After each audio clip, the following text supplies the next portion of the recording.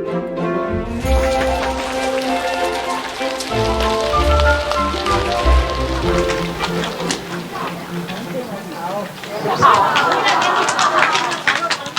是大陆的哈。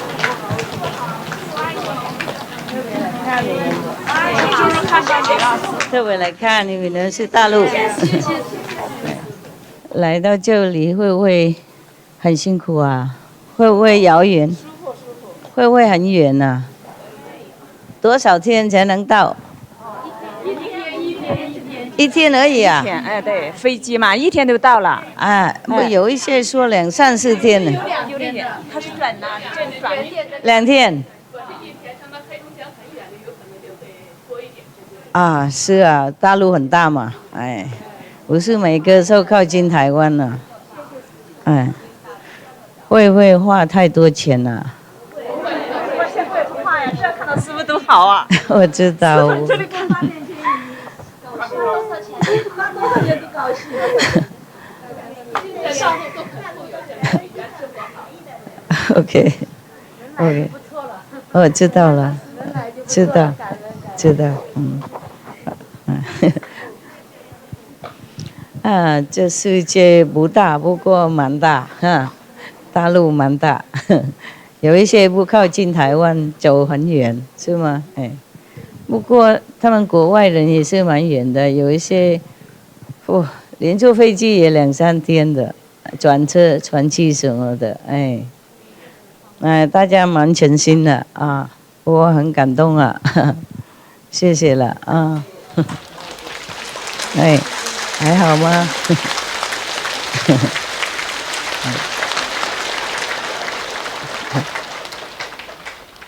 ？Love you. Love you. Thank you. Yes. Mạnh khỏe. Mấy đồng chí Âu Lạc hả? Okay. I cannot believe that there are such a days that the Chinese from mainland and the Vietnamese from Âu Lạc can come here and see me. Yeah, I'm glad I still live to this day to see it. Upstairs also? Wow. Upstairs Vietnamese or who? Who are upstairs?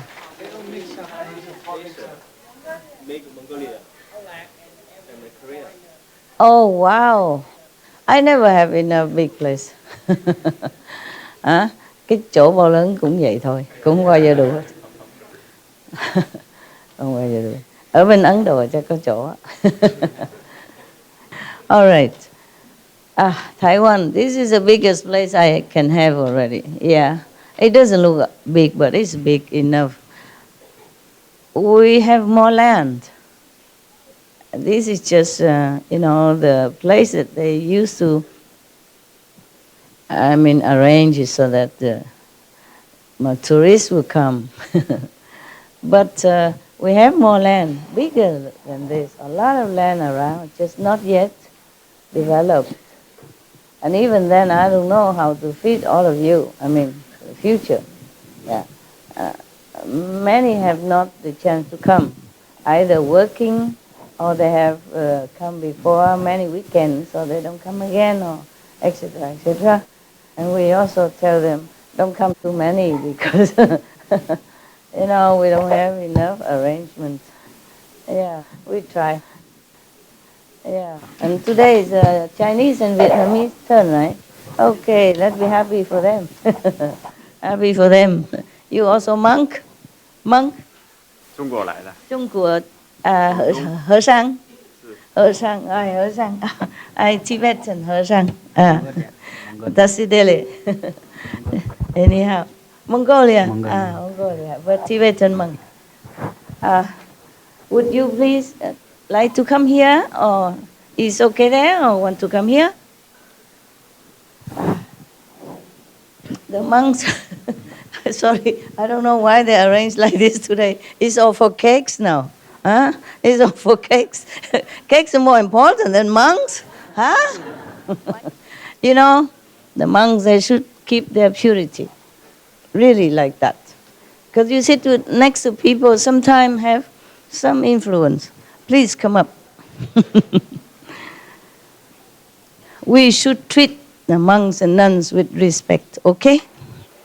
Originally, I like to see you in the place where we, cha-cha-cha today. But it's raining. It's raining. Because the place with cha-cha-cha, we have a big platform. And all the monks and nuns and the foreigners and, sensitive people can sit there. Here, we don't have. If we have some reverent beings, we have to treat them nicely. Okay, huh? Yeah, you must know. Yeah? I always tell you long time already, so you do always the same. The monks and nuns sit on somewhere separate, okay? As separate as possible. Yeah, we have to protect them, okay? Protect the purity. For you, it's not like I love them more than I love you. It's just they need to be a little distance, okay? You go home, you just sit with anybody, hug each other, sleep with each other, but they are different. They need to be separated. Because we can influence them, with some of our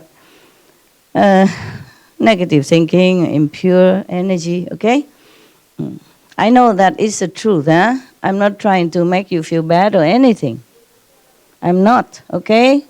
I just want to protect them, all right? Because they left everything behind, all the comfort that you have, all the freedom that you have.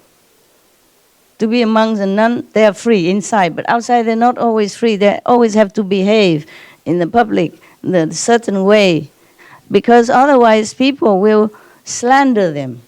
Not because they worry about their reputation being slandered or not. They worry people slander them, make bad karma for them. So they have to behave in certain way. They're not all that completely free. And in order to keep their lifestyle, the way they would choose to be, we protect them, huh? Okay? Always put them separately. When I was younger, I don't know how long ago. I forgot how long ago. I used to go here and there all the time, because I lecture, visit people and all that. And sometimes they put me in their bed to sleep. I feel immediately the different energy, and I went out to sleep on the floor.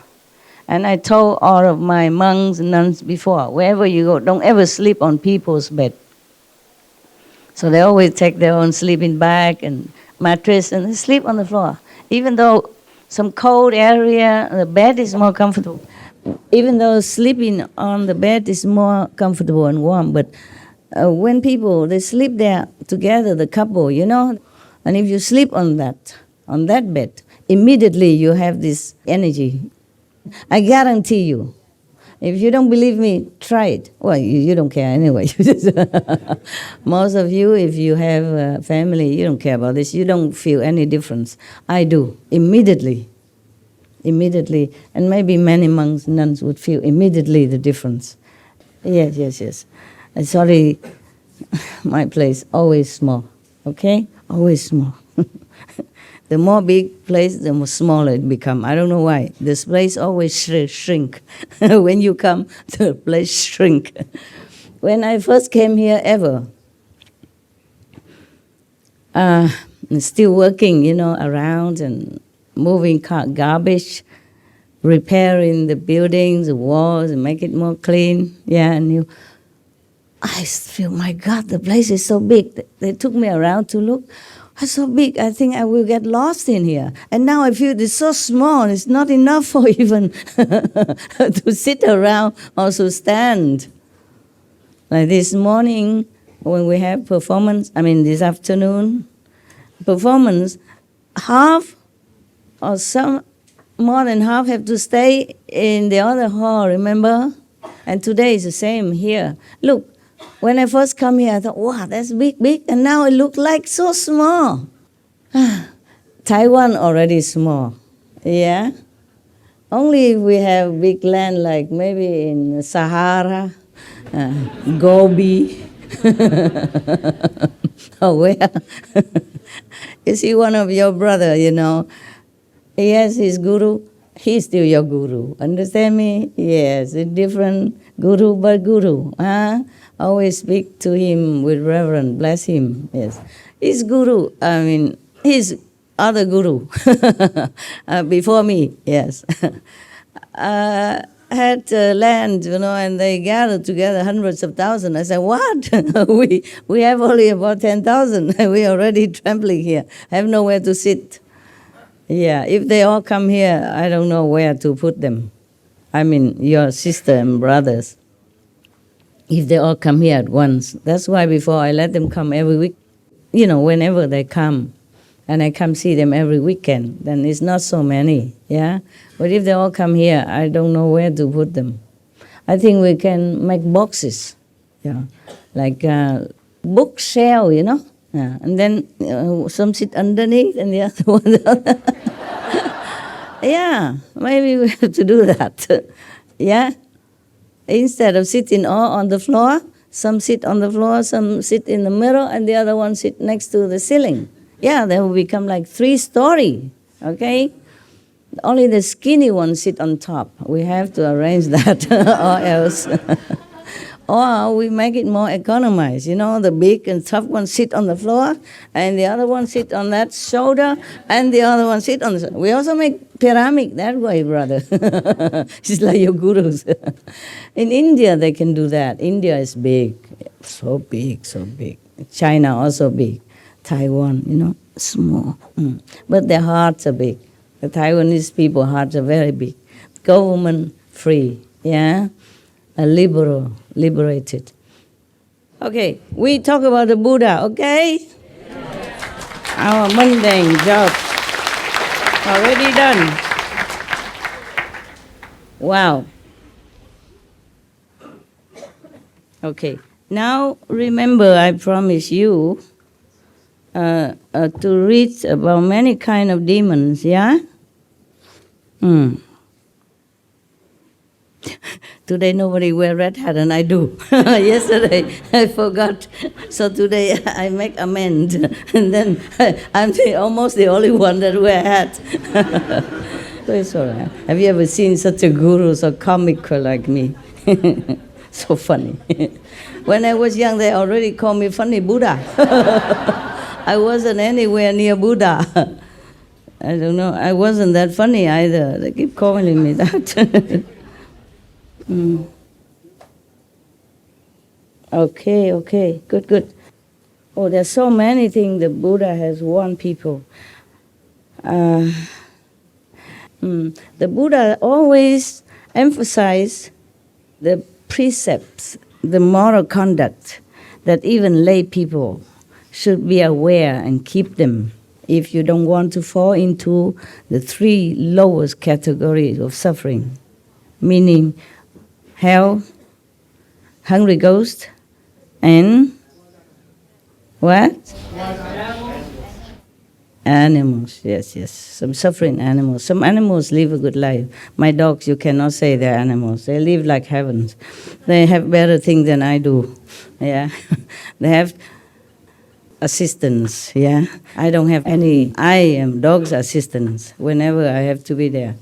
And before I leave, I have to say to them, apologize. I must go take care of the world and make people more benevolent to the animal. Because otherwise people will continue to treat the animal bad, really cruelty, too much cruelty. Yeah, and it is bad for the humans, okay? However much suffering the animals suffer, they will go to heaven. But the humans who did this to them will never be free. A long time in hell. That's why I said to them, that's why I have to work harder, and I don't have a lot of time for them, even though I enjoy so much the company, because they give nothing but love. Love in eyes, love in tail, love in the whole body,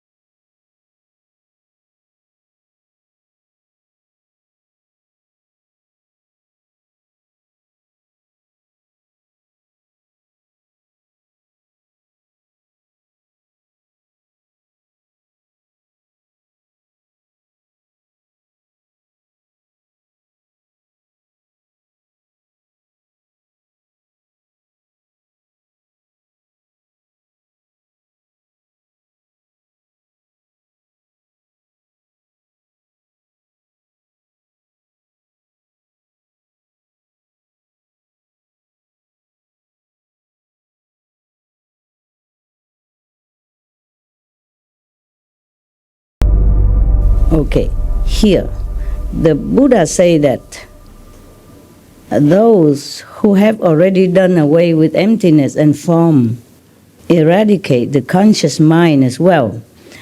In the extensive tranquility of the 10 directions, there is nowhere at all to go. These beings are among those at the station of nothing whatsoever, meaning they not come, not go, they don't desire anything. That's good. So when the nature of consciousness does not move within extinction, they exhaustive investigate. Within the endless, they discern the end of nature. It is as if it were there and yet not there, as if it were ended and yet not ended. They are among those at the station of neither thought nor non-thought. I mean, they are practitioners. Go stepwise, yeah? This is the higher step than the step before. Yeah. These beings dwell exhaustively into emptiness, but never fathom the principle of emptiness. Go from heaven of no return down this road, which is a dead end to sagehood. They are among those known as Do Arhats, who do not turn their minds around, just like those in the heaven of no thought and the heavens of externalists, who become engrossed in emptiness and do not want to come back. These beings are confused, prone to outflows and ignorant. They will accordingly enter the cycle of rebirth again.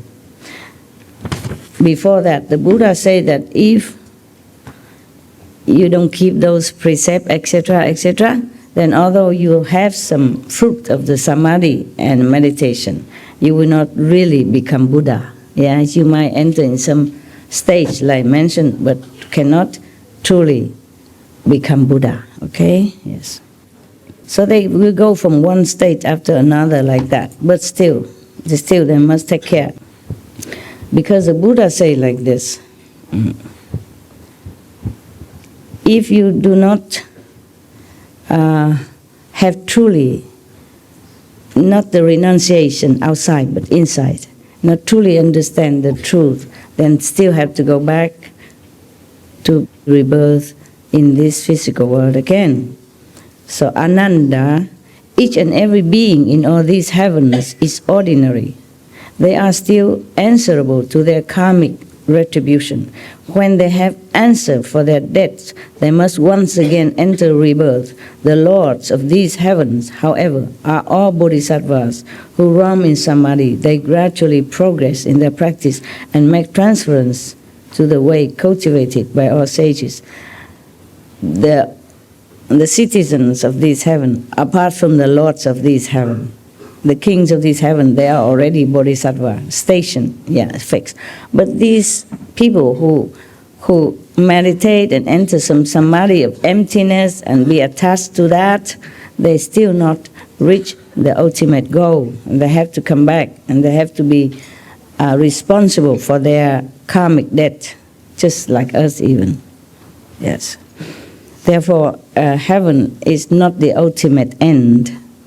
It is nirvana, okay? It's the best, meaning the highest level of sainthood, the Sakhan level, they call that area, the 5th level, yeah, at least. But you will not go to the 5th level. Some other master did not want to take you to their place, so I may take you another place above 5th level.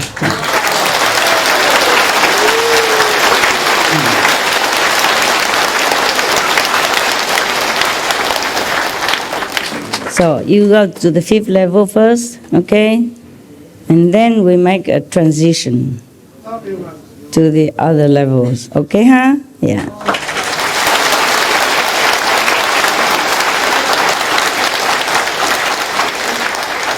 Because you still have to go through there. You know, it's like a highway.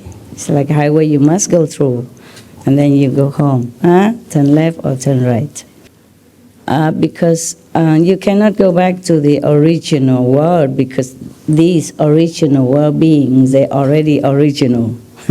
They have never been contaminated anywhere. They have no ego, have no traces of mundane or shadow worlds. You have been already. So we have another created heavens for this kind of people.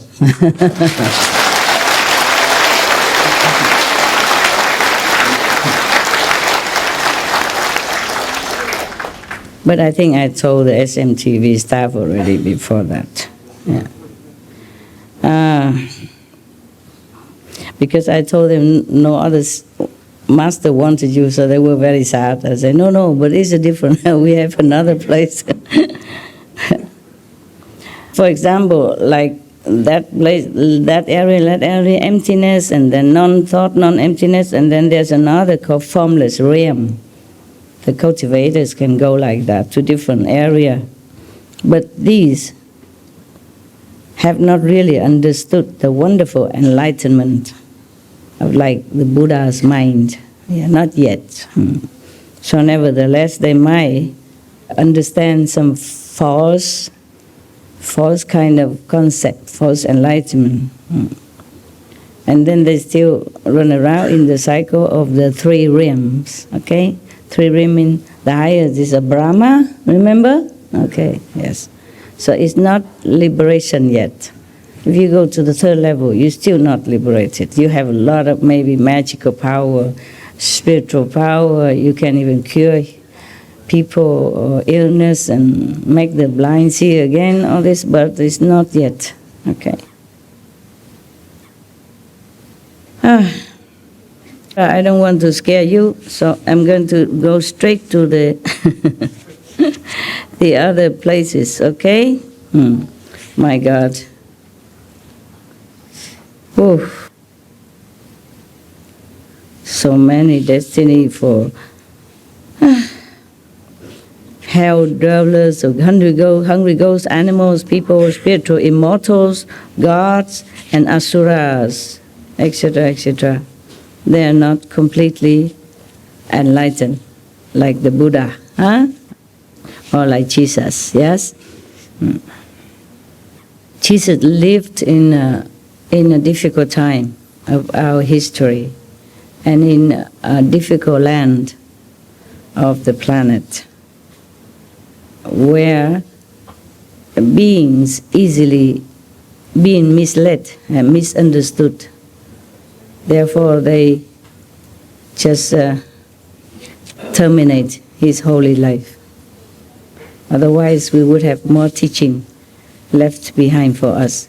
Even some of his teaching has just been discovered, not just in the Bible, but after, separately, the teaching of Jesus, some disciples have written it and hide it somewhere, and they have been discovering it, yeah? Some, more than just a Dead Sea Scroll, more than that. And some Essene society have kept some of his real teachings, okay? In the Bible, just a portion only, yes. And the Bible is more or less like a historical record, nah? So they record it all the time from the beginning, long before Jesus, the time of King David even, yes, and others, yes. In the Bible, Jesus was recorded as just one part of the history. So therefore, his teaching is not completely there, yeah. Okay, so I will go to the place that I promise you, okay? How you recognize some demons that come to you when you meditate. I mean, not just you, but all the practitioners in the so-called spiritual area in our world. Very easily, we can fall into the bad influence of the demon. And the demon originally cannot go near if we always can repeat the 5 protective holy names. They are the kings of the 5 worlds that we have to pass through. It's a highway. You can't avoid these 5 worlds if you want to go anywhere. Even the master must also go through the 5 worlds in order to go home, okay? Or to go down, come down, okay? Right. Therefore, in the course of our practice, we have to be aware of different demons who always try to make the practitioner go astray, because they don't like anybody to become holy or free. The Maya, king of illusion, always dispatch some of his subordinates to come and bother the practitioner. Now, even the Buddha says so. Those of you, he's talking to the monks, his monks, those of you with more to learn, I mean, not all of the monks has complete their course of enlightenment. So the Buddha said to them, those of you with more to learn, those enlightened by conditions, and those who are sound hearers. What sound hearers? It cannot be like you hear in the beep beep of the car, or Buddha mentioned the, hearing the music sound, or karaoke, or cha-cha-cha even, no? Could it be those sound? No. Sound hearers. What is that then? The guaning, the inside sound, yes. Because the Buddha also said that if you rely on sound and you rely on brightness, you cannot find Buddha. Sound means the outside noise and all kind of distraction. Yes? You cannot find the Buddha. Or just chanting or doing something like that, then you cannot find the Buddha. And if you just be mesmerized by light outside or any entertainment, brightness, then you also cannot find the Buddha. Meaning you don't worship idols and all kind of different mantra and stuff. That is not suitable. It's not really for enlightenment. Yeah, for some purpose it's good, but not for enlightenment. You cannot rely on those. So in the Diamond Sutra, Buddha said that. Oh, there's another sutra. If I have time, I'll tell you. Yeah, Buddha lived long, bless him. That's why he has a lot of time to tell his disciples all kind of wonders beyond this world. Yeah, and that's why we have a lot of treasure here to inherit. We have to really thank the Buddha and all the Arhats, the Bodhisattva.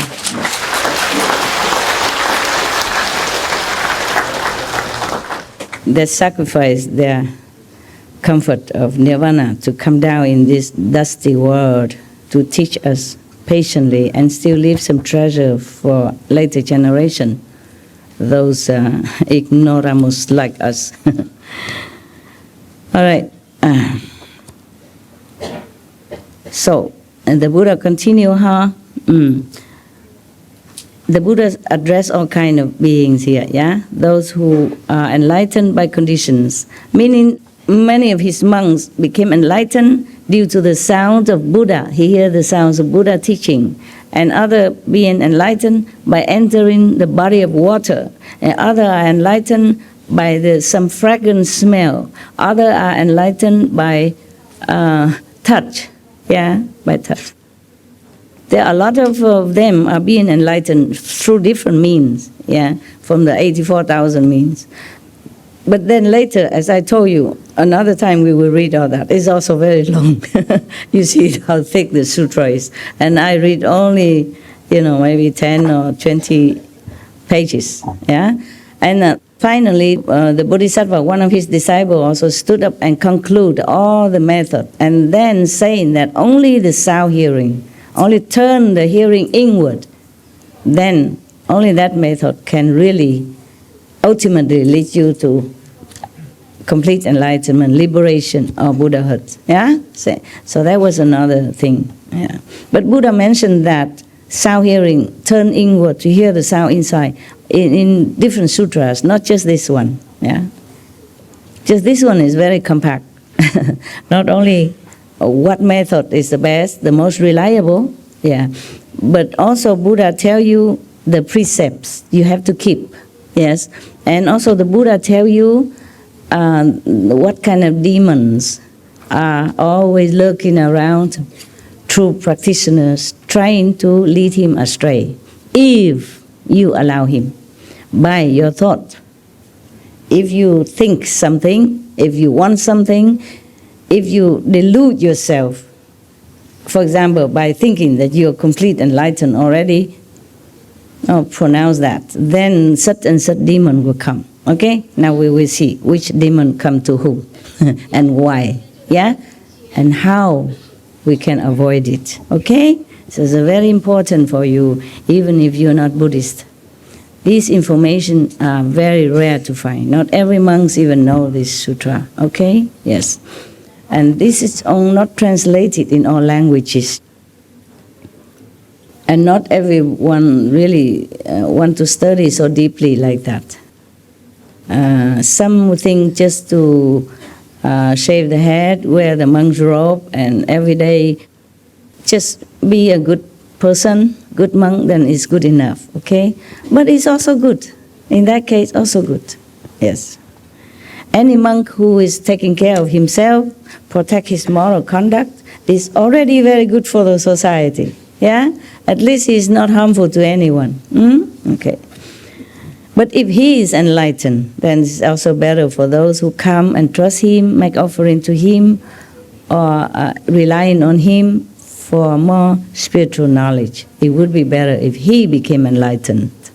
Then he will not lead those people, believers, into a wrong path. Yeah?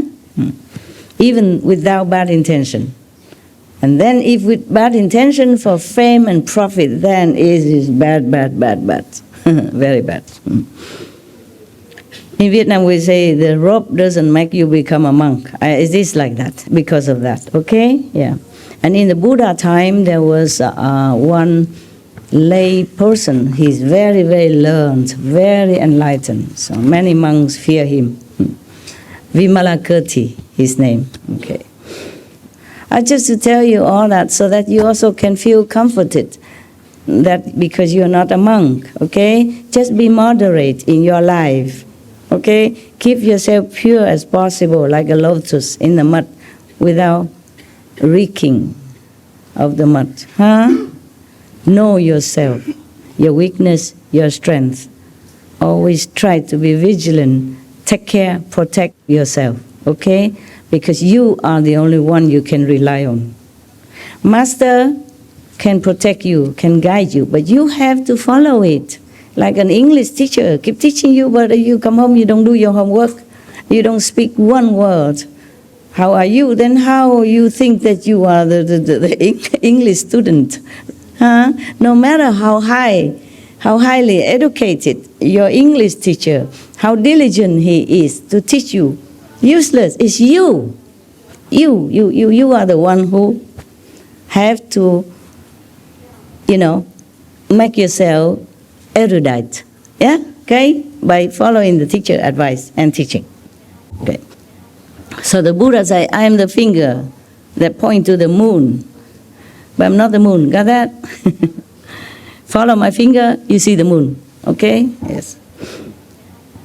Even though Buddha have told his disciples that anyone who worship the Buddha or his monks, good, truly enlightened monk, will have immense merit, yeah, and also might get enlightenment and become Buddha gradually also. Even just light incense or light a light to worship the Buddha in front of his statues, etc. Always have a lot of merit.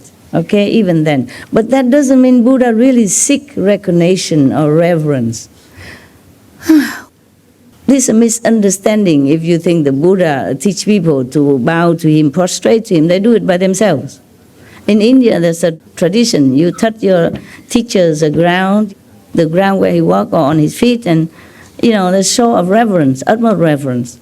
But some do that to their parents also, okay? Anyway, so the Buddha never seek recognition or encourage people to bow to him. He just speaks the truth, okay? That you do this, you do that, you worship the Buddha, you have merit. And that is the truth.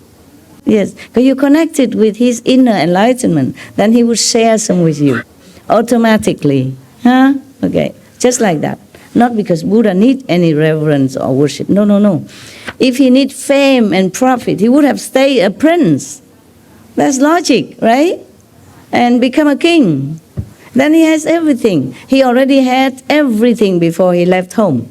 So you cannot say he wants a fame, profit, money, or any such a thing anymore. Yeah. Same with many other masters. Same with the Lord Mahavira. Same Guru Nanak Dev Ji, Krishna, and etc. Okay. Prophet Muhammad, peace be upon him. For example, like that. They don't care. Okay. Because even though they are not prince, maybe not. Yes, but they do have comfortable life, just like you at least. Yeah, they left it all to go sit in a cave, meditate in the desert, and sit under the Bodhi tree with nothing. Don't know if tomorrow they have anybody bring food or not. No. Jesus Christ, he also went to the desert 40 more days with nothing with him. They didn't have to do that. They have a good family life. Okay, don't have to. So these masters, they truly forsake everything to get enlightenment in order to help humankind. So the Buddha addressed those who has more to learn, those who enlightened by conditions, as I just mentioned, either by touch, by hear the sound, by smell, fragrance, stuff like that. And those who are sound hearers have now turned your mind to pursue enlightenment, attainment of supreme Buddhi, the unsurpassed, wonderful enlightenment. I have already taught you the two methods of cultivation. He addressed them all, that all of you, I have taught you the two methods already. Okay. So now, but you still are not aware of the subtle, demonic events that can occur when you cultivate samatha and vipassana. Yeah, different meditation. Maybe cultivating the light and sound even. Even in the presence of the living Buddha, powerful Buddha, every day with him even, these monks, and still could be prone to this demonic influence. So the Buddha say, if you cannot recognize a demonic state when it appears, it is because the cleansing of your mind has not been proper. Scare you or not? The monks renounce everything. Every day with the Buddha, still could be prone to demonic problems. Therefore, I do not blame you. Just don't always boast that you have attained number 6, number 7. There are no such thing, okay? I know you cannot. I just know it, okay? So no need to tell me anything. 6, 7, 8, only those saints who came from there, they can go back. None of you are. I am so sorry, okay? If you are, I don't have to sit here. I go sleep. Eat chocolate, whatever, yeah. Before coming here, after seeing the performance, and I came home, feel tired. I did not eat anything until then.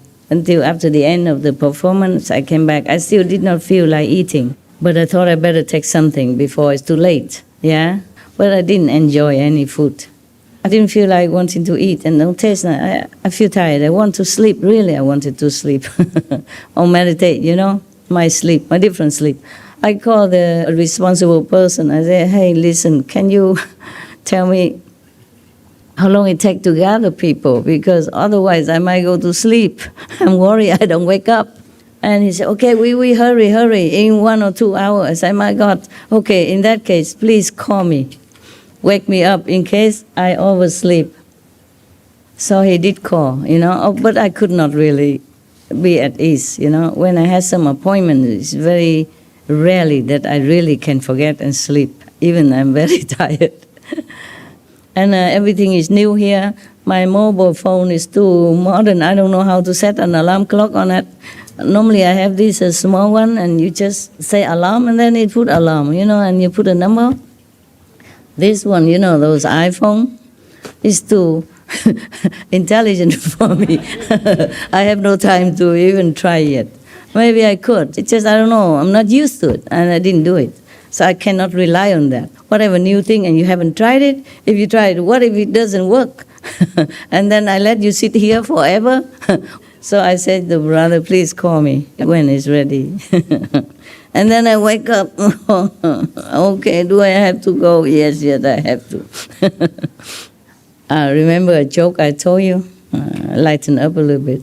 There's one man in the morning, his mother come and wake him up.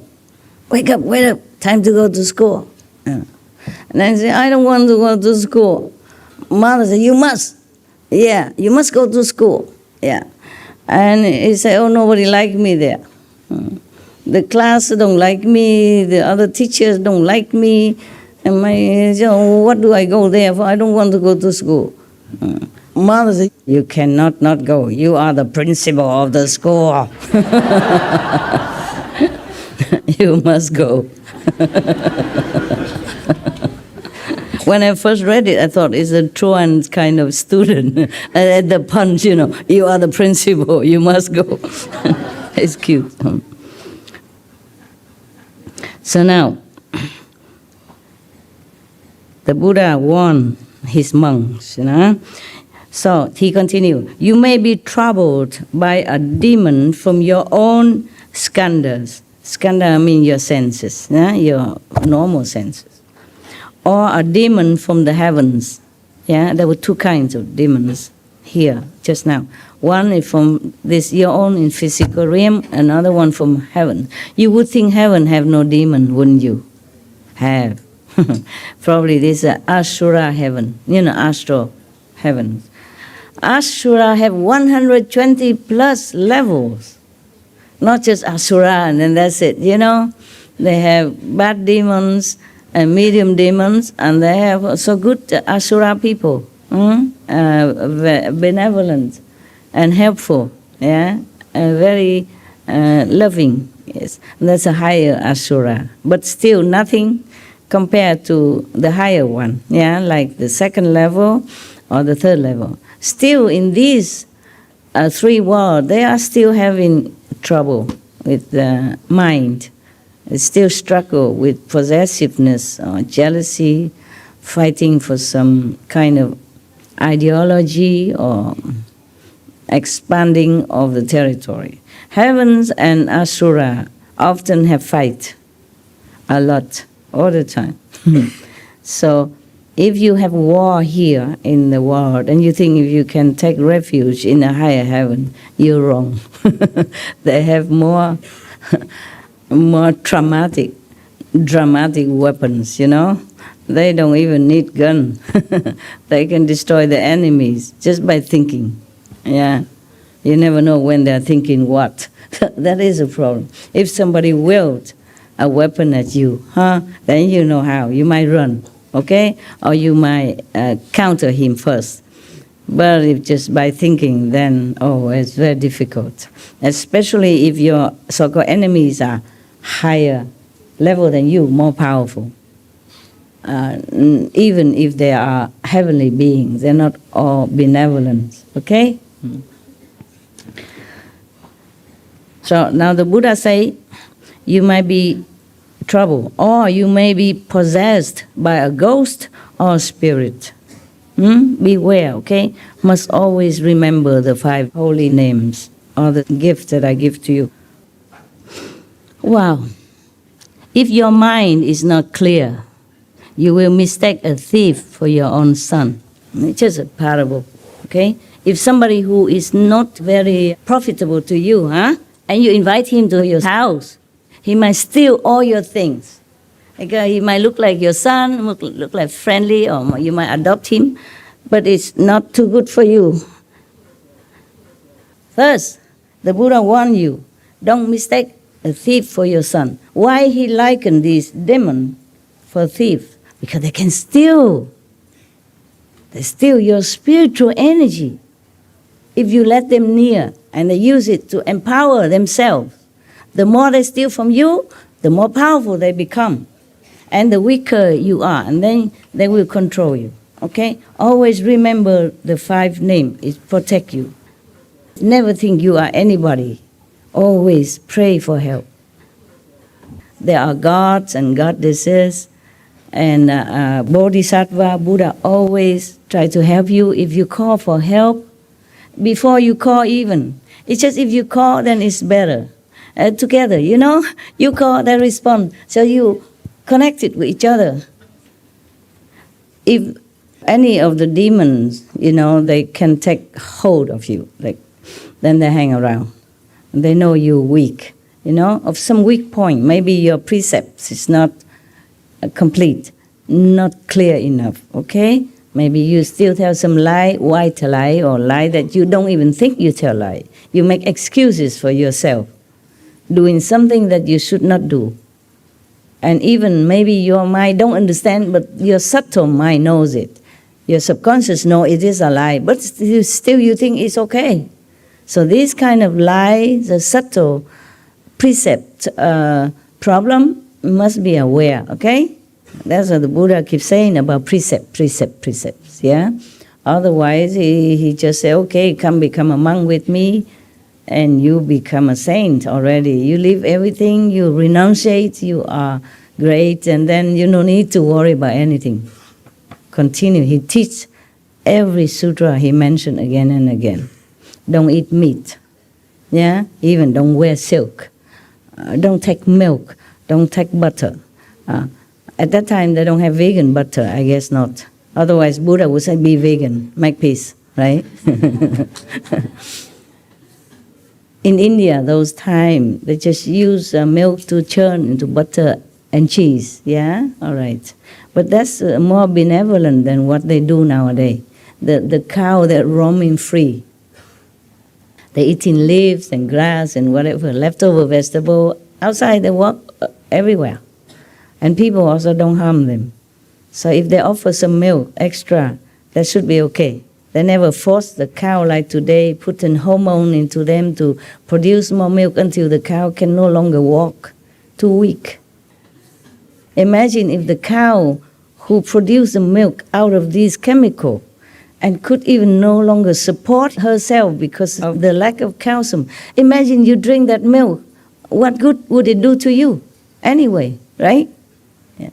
And even then, at the Buddha time, there was no such thing. The cows are roaming all over. And still Buddha told us, no silk, no milk, no butter. And what else? He say no?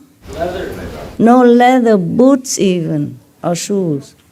No fur even. This is vegan fur, okay? Vegan. Vegan fur, you know that. Okay, all right. And it looks still beautiful. Just maybe in the Buddha's time, there are no such thing. So Buddha cannot advise people, okay, take vegan butter, take vegan cheese, take vegan fur, okay? At that time, no such development of invention of clothing or kind of leather wear, Nowadays, we have Vinatex. They use pineapple to make look like leather, yeah.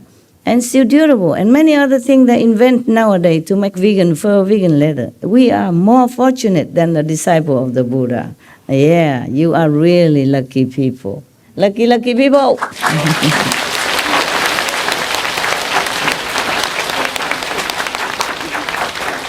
So nowadays, if we cannot avoid milk, or butter, or fur, or leather, we are really too weak. Yeah. We should appreciate our fortune, that we have everything at our fingertip nowadays. Yeah.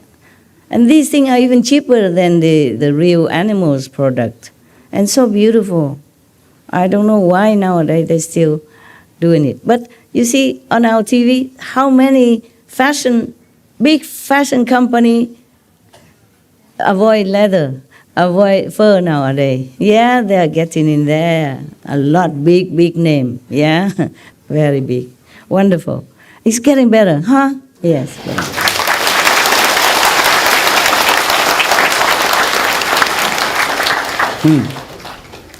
Okay. The Buddha continues say, see, we have two kind of demons even. One is under the heaven and one is in heaven. Oh my God. It's bad enough to deal with the ghosts in our world already. Have to deal with heavenly ghosts even. Heavenly demon. Oh God. Yeah, the Buddha was truly a wise teacher, huh? At that time, the cows are already treated like benevolently like that. The Buddha still tell them, don't do it. Don't take it from the animals so that you can be more liberated. Not to talk about nowadays, people confine cows or pig, whatever, in a very small quarter. They could not even turn around. And many more cruel things they do. Even more so nowadays, we should avoid all of them. In the Buddha time, it was very good already. Benevolent way of life and treatment to the cow already. Still Buddha say don't. Huh? What about now? You see what I mean? Least of all now. Yeah, if everyone in the world read all this sutra, they probably turn around. So the Buddha say, you may even be possessed by a ghost or a spirit, or you may encounter a Li ghost or a Mei ghost. It's different kind of ghost, okay? Yes. Too many ghosts, I don't know what category, so just a ghost. I mean, it's not a human, not a diva. Now, if your mind is not clear, you will mistake a thief for your own son. That's it, okay?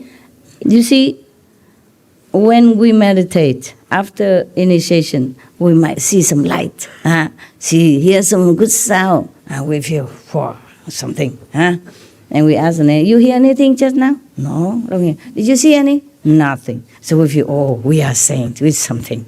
The neighbor don't hear nothing. My classmates see nothing. I see something. Yeah? Even if you see master come to your house, it's also nothing. Okay? It's maybe halfway only. Maybe. Maybe not.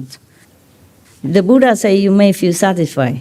Yeah. Even just as from small accomplishment, like the unlearned bhikkhus who reach the fourth dhyana and claim that he had realized sagehood.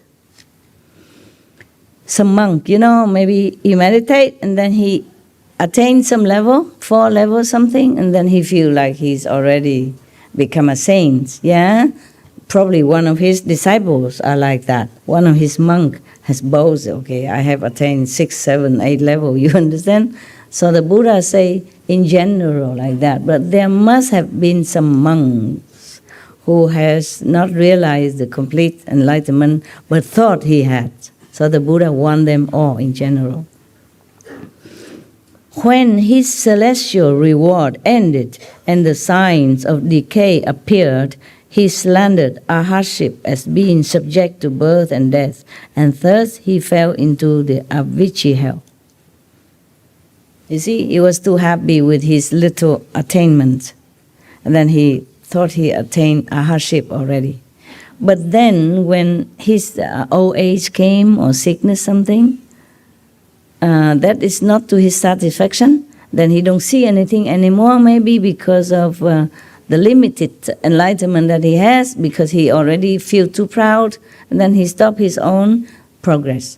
And then at that time, instead of feeling regretful or feeling ashamed, he blamed the sainthood for no good. He say, what's the good of attaining sainthood? I'm still sick now, I'm still dying, I'm still getting old. It's not the sainthood, it's not the method. It is a person who has not been vigilant enough, has to be vigilant all the time, because our ego are our enemy also. Apart from the asura, demons, apart from the ghosts, apart from the heavenly ghosts, we have also our own ego. It's very, very big ego. So if you see some light or hear some sounds at the time of initiation and continuously, this is just to show you, just like a lamp, to light you the way so that you know you're in the right direction. Because we always heard that heaven have light, and the Buddha will teach you with the heavenly sound, or God. Sound is like the sound of many water, sound of thunder. Okay, I heard all that. So that means you hear God. You see God in the form of light, or in the appearance of Jesus, or maybe Master, or Buddha. But that doesn't mean you are Buddha yet. See in light, hear in sound, you should. It's just the signpost, okay? And all the scenery you see on the way, also the landscape, to show you where you're going. Just like on the way here, I see some hufa, Dharma guard. I see some trees. I see some statues. I know I'm going to the fourth hall, to see you. But I have not reached you yet until I'm here.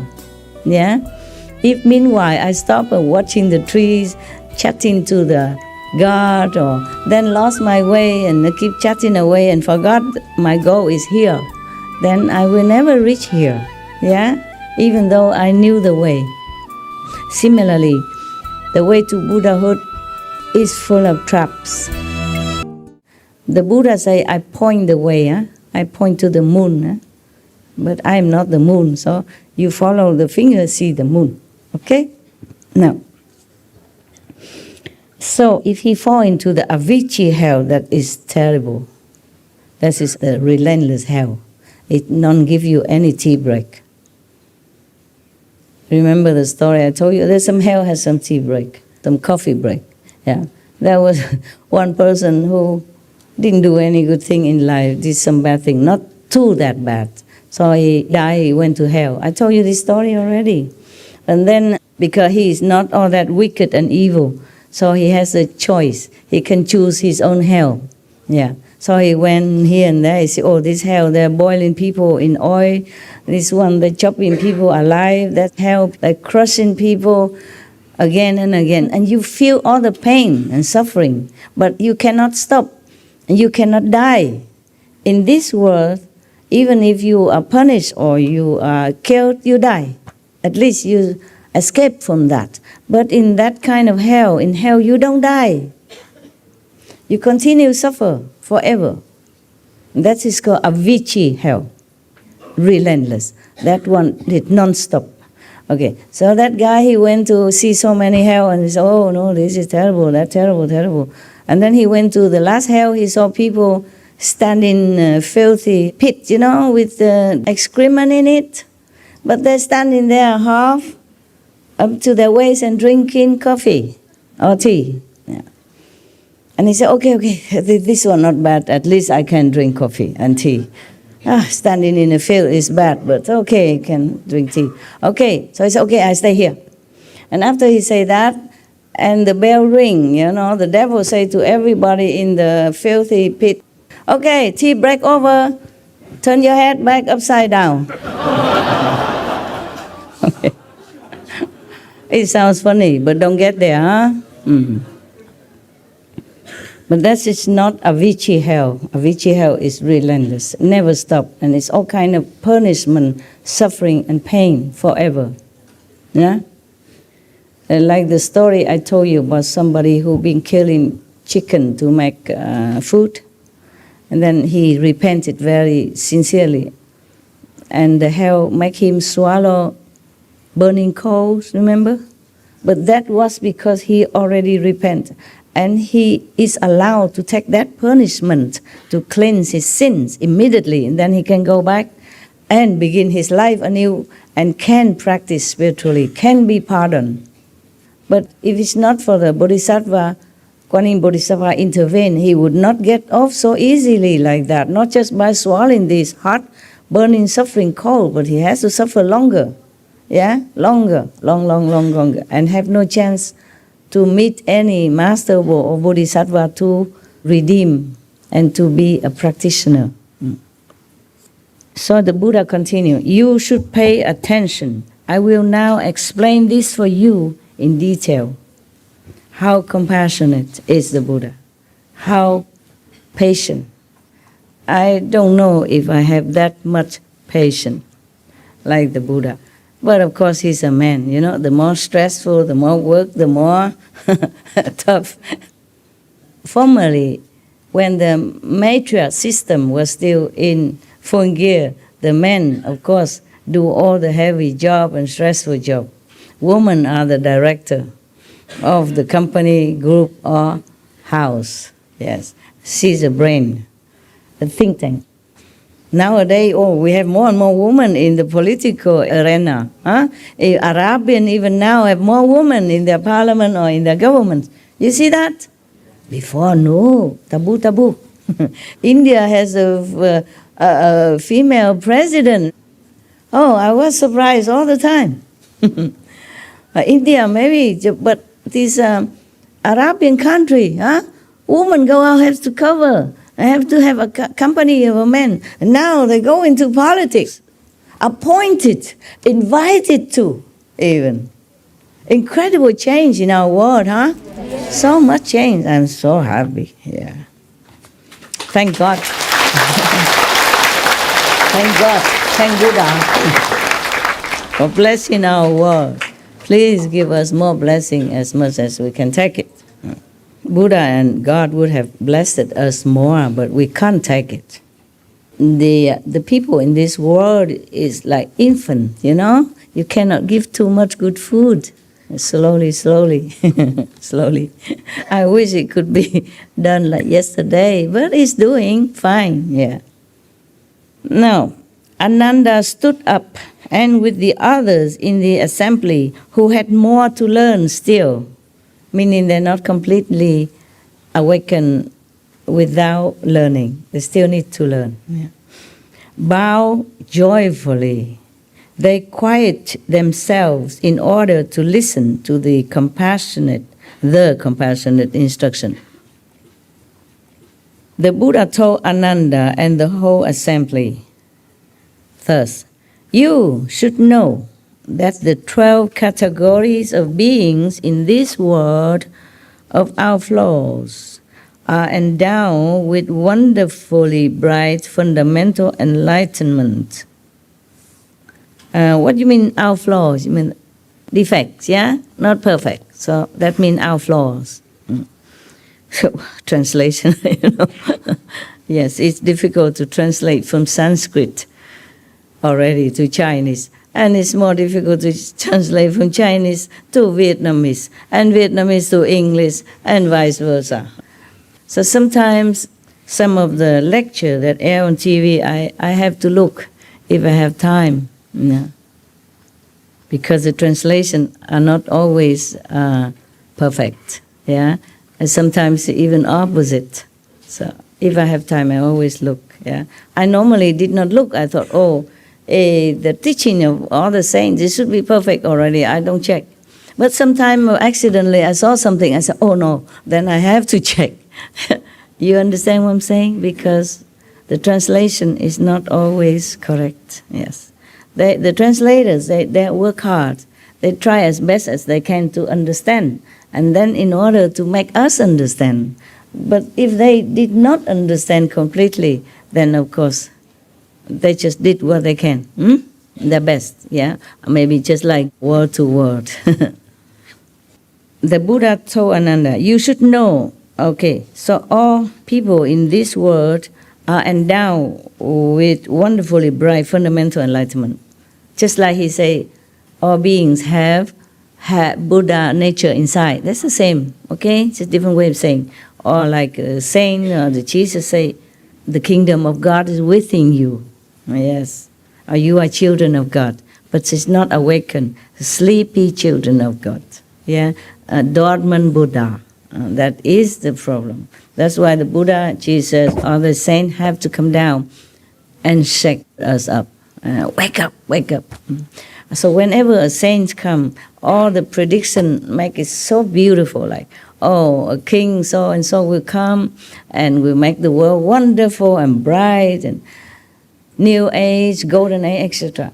And then we expect that, okay, when the Buddha come, wave a hand and the world become nirvana or Buddha's land. It's not like that. To their disciples, the world is a Buddha land. Okay? They cannot change the whole world, at least at those times. Therefore, when we see the prediction with how come? Yeah? They say so glorious thing about golden age when Jesus had appeared, Buddha came, and all that, as if the whole world would have become paradise. It is like that for their worthy disciples, for the worthy followers. That is their world. Yeah? The Buddha created that. Jesus created that. So his disciples live in that kind of blissful energy all the time, even with him or at home, anywhere in the society. So the Buddha say here the same, like all beings here have Buddha nature anyway, have inherent enlightenment and brightness. The enlightened perfect substance of the mind, which is not different from that of the Buddhas of the 10 directions. You have all that, what the Buddha have inside. Just sleepy inside, covered. It is a pity, no? Yes. Yeah, and it takes so long to reclaim it again. Take a lot of work to reclaim it again. But at least you know what are you going to work for. Huh? Just like you take a job. Well, you don't even know if you're going to get paid. How long can you be in here with the boss kick you out tomorrow? How much will you get paid? That is very frustrating, right? But if you get a job, you have a contract, guarantee, work forever. Every month, 10,000 US dollar, bonus, benefit, Christmas, holiday off, 1 month vacation. Then you feel, oh, I work very hard every day, but I got something. It is worth it. It's the same. The light and sound and whatever scenery in a vision for you, it's the payment. So that you know, oh, you got something. Yeah, but it's not complete yet. Understand me? You continue to work. But at least you know you get paid. But the payment is not all that you get. And it's not the only thing you get. The best is that your contentment, your happiness with your work, because it's a good job. It's a good environment, good colleagues, good boss, the boss is kind, generous, etc., etc. See? And the security of your life, of your family's survival, this is also important. The same, the light and sound are not all, okay? It's not the ultimate. It's just the reassurance, the precepts, the moral elevation, the virtuous, the loving kindness that you develop. That is even more important. The happiness inside you, that's even more important. You understand? All of that together is not just that, but of course the light and sound help you, make you happy, cleansing you, assure you that you go on the right path. Yes. Because we heard that all the saints have light. You know, God is light, God is love, yeah? God's sound is like the thunder, like the water. Yeah, if you hear that, you know, oh, okay, I'm near God, or contact with God. In the Buddhist Sutra also mentioned like that, in the Lotus Sutra, the Buddha also mentioned this kind of water, the sound of the sea, yes?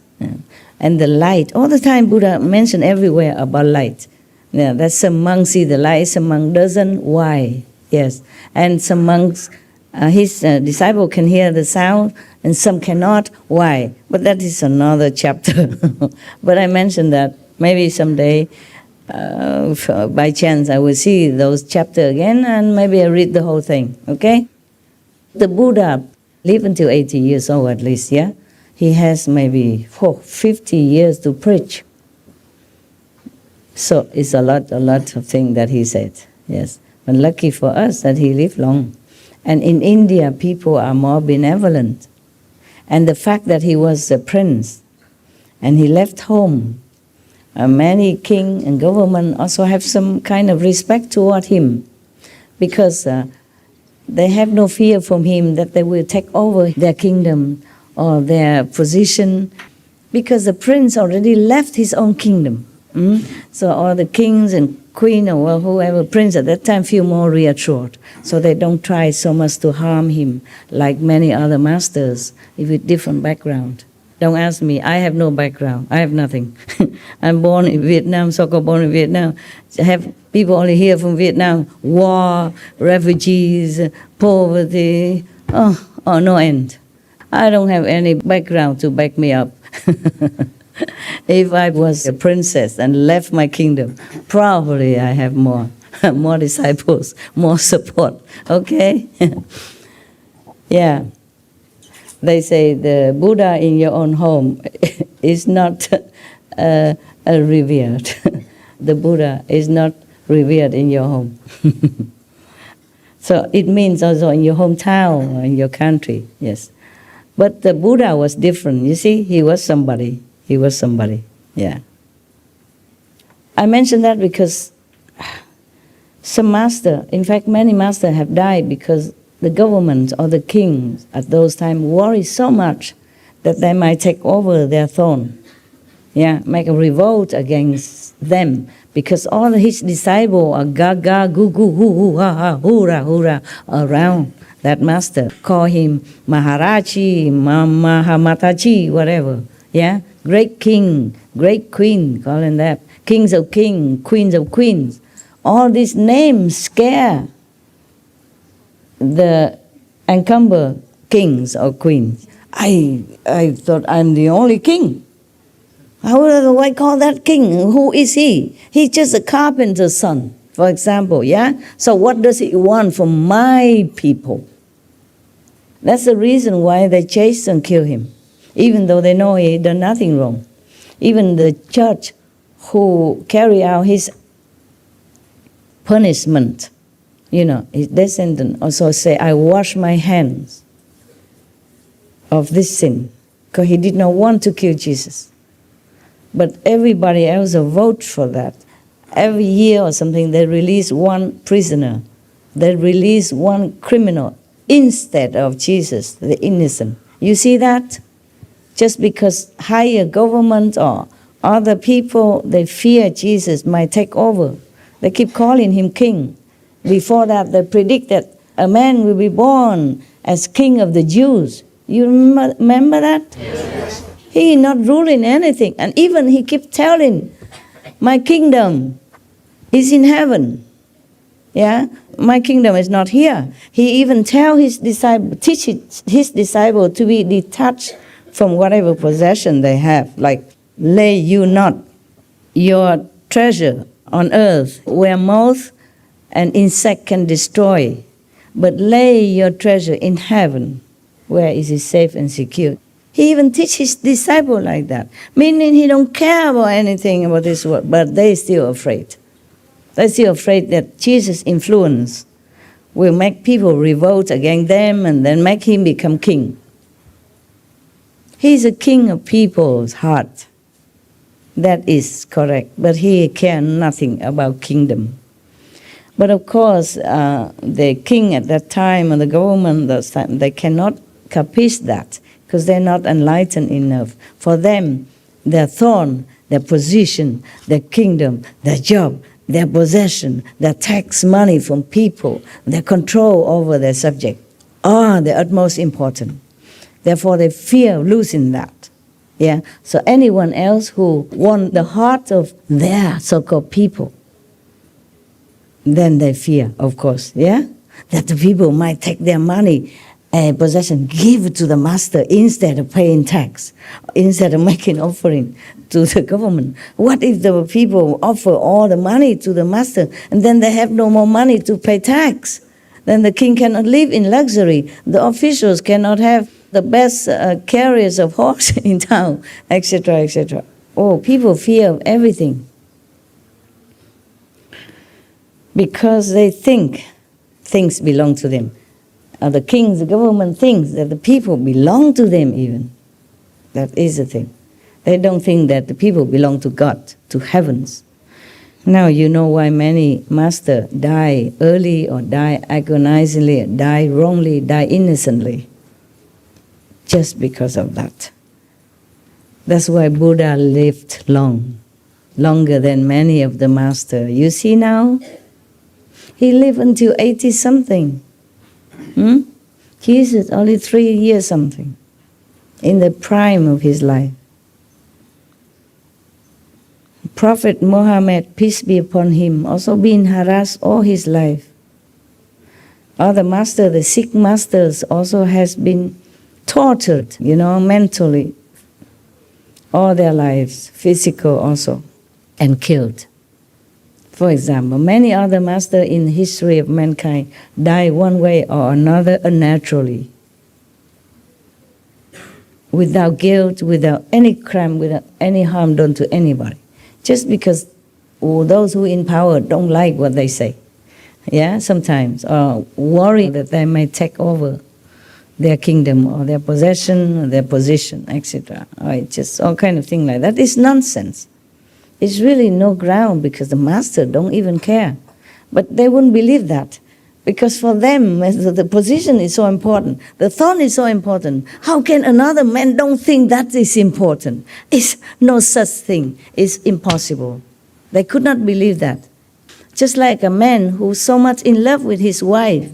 So he's so jealous with any man who kind of even look at her or just say some compliment. He thinks, oh, yeah, what do you want from my wife? Maybe that man doesn't want anything. He's just a polite man. He's not even in love with that guy's wife. He don't even fancy her. Maybe he's already in love with someone else deeply. And then all other women are meaningless to him. You know that, man. If you're in love with one girl, other women in the whole world, you don't care, right? Mostly.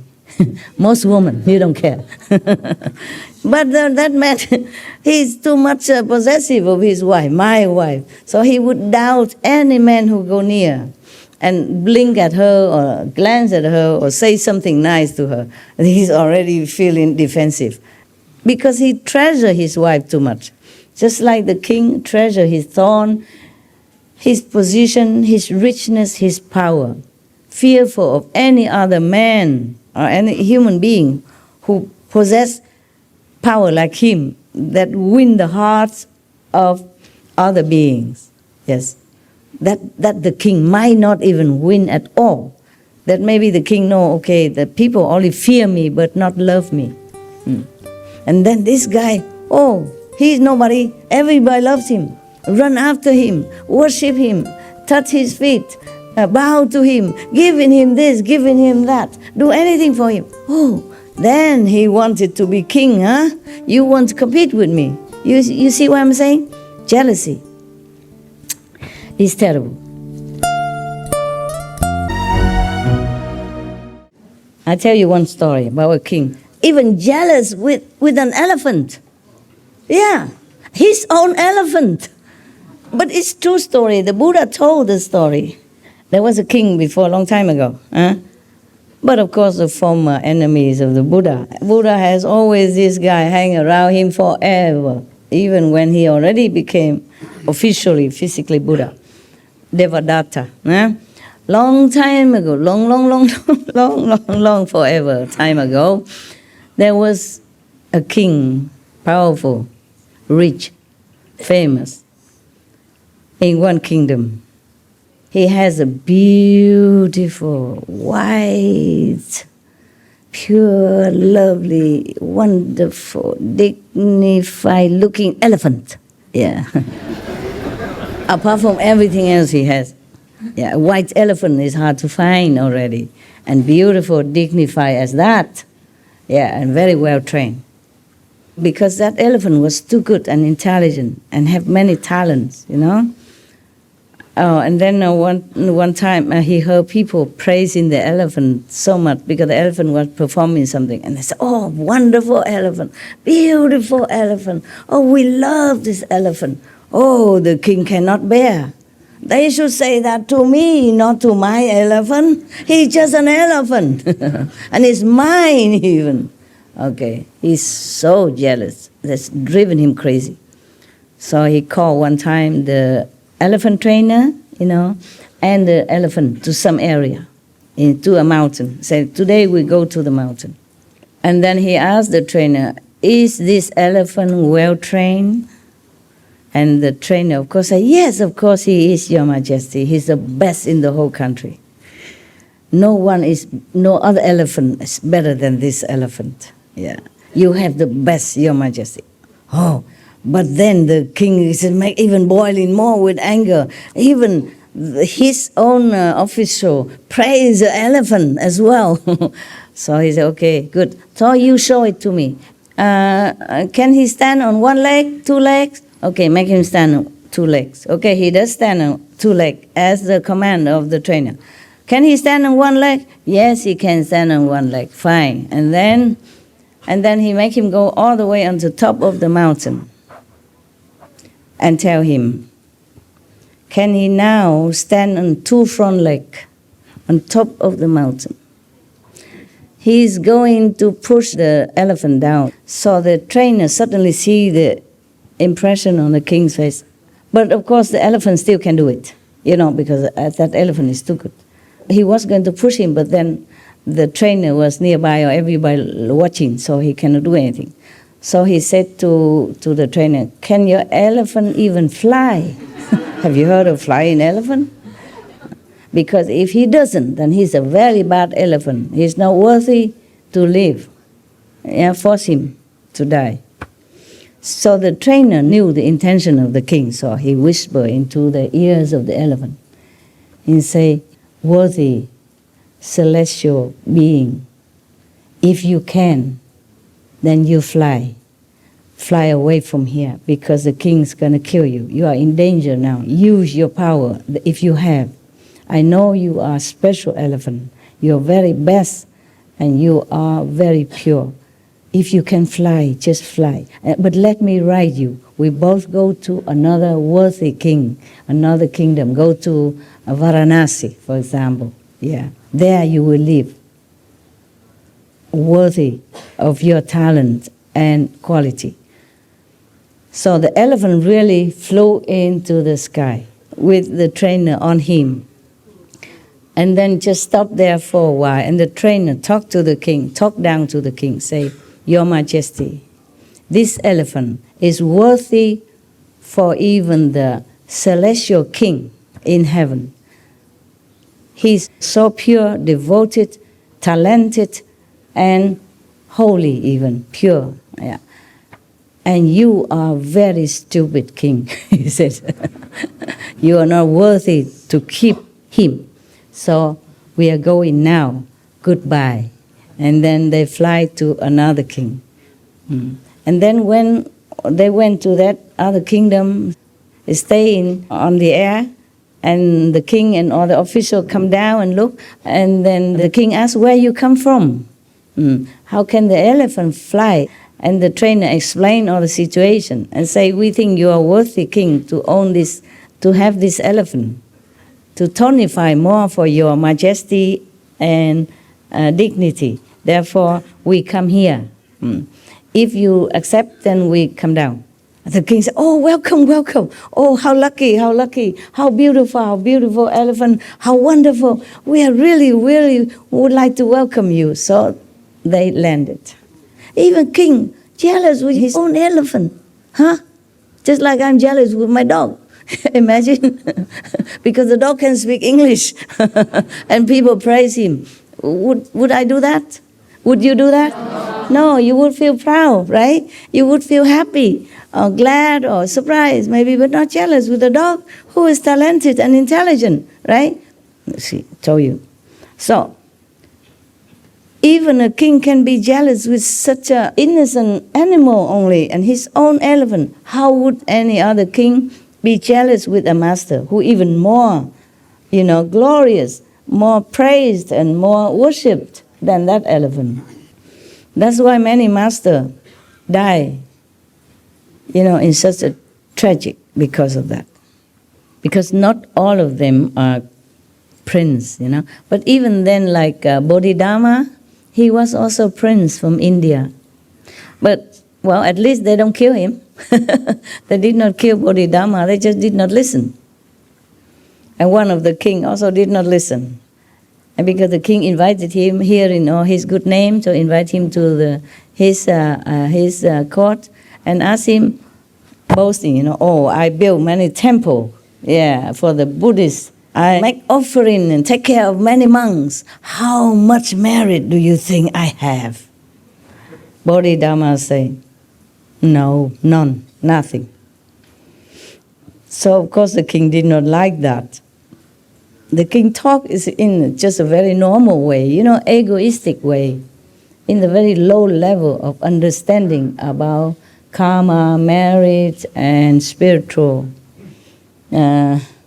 progress. Yeah, but Bodhidharma, he talked from the point of the Buddha, of the unenlightened person.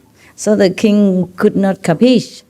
The king only know one part of Buddhism, but don't know every other part of Buddhism. But he thinks he know everything. He only hear one sentence or maybe one part of the book saying, oh, if you make temple for the monks and worship the Buddha, then you have immense merit.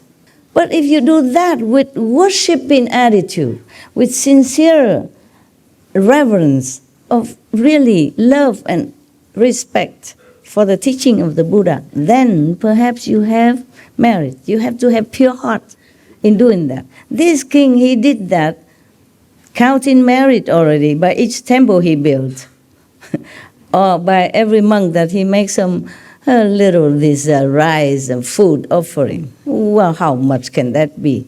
A king can afford more than that. So, because he can afford, so he said, does that.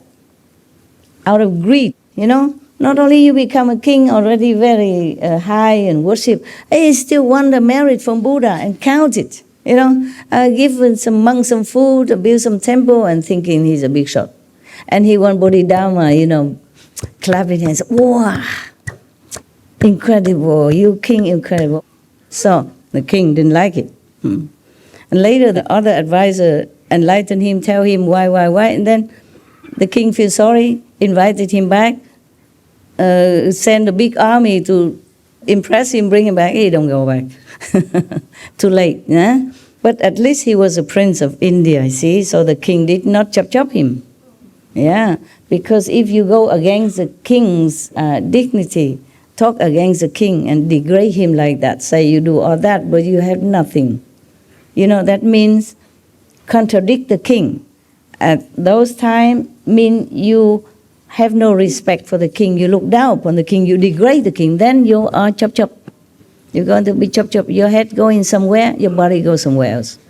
So at least he was the prince of India, and the king feels like, okay, maybe he should not chop him because of diplomacy with India, maybe, or because he feels unthreatened by Bodhidharma, as he was a prince and he left his kingdom. So the king of China at that time, Liang Wuti, doesn't feel threatened, like, okay, maybe this guy come from India trying to snatch my throne or something. So he just let him go.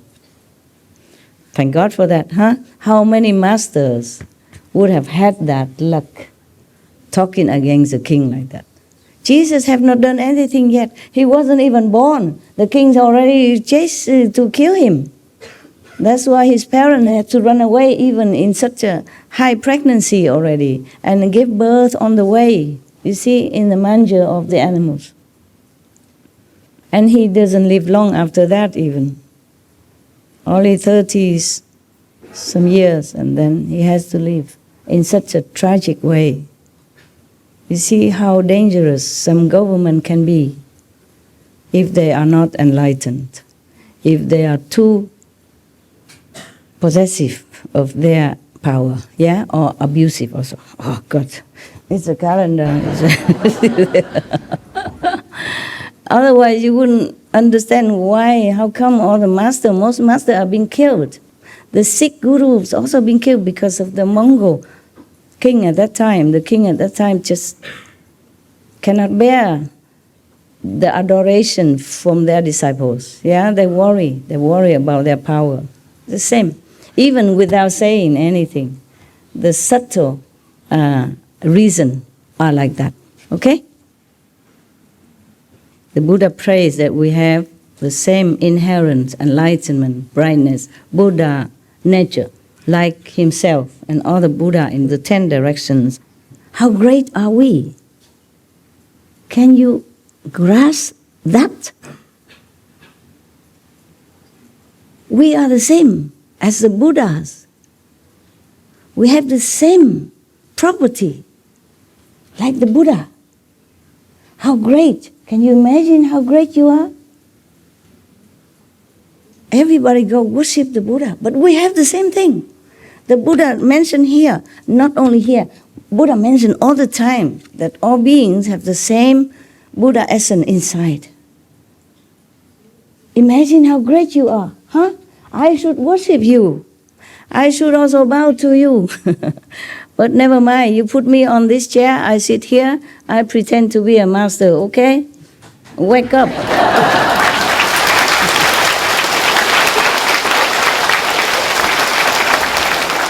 Wake up. Wake up. Remember, you are great, you are Buddha. Wake up, that's right.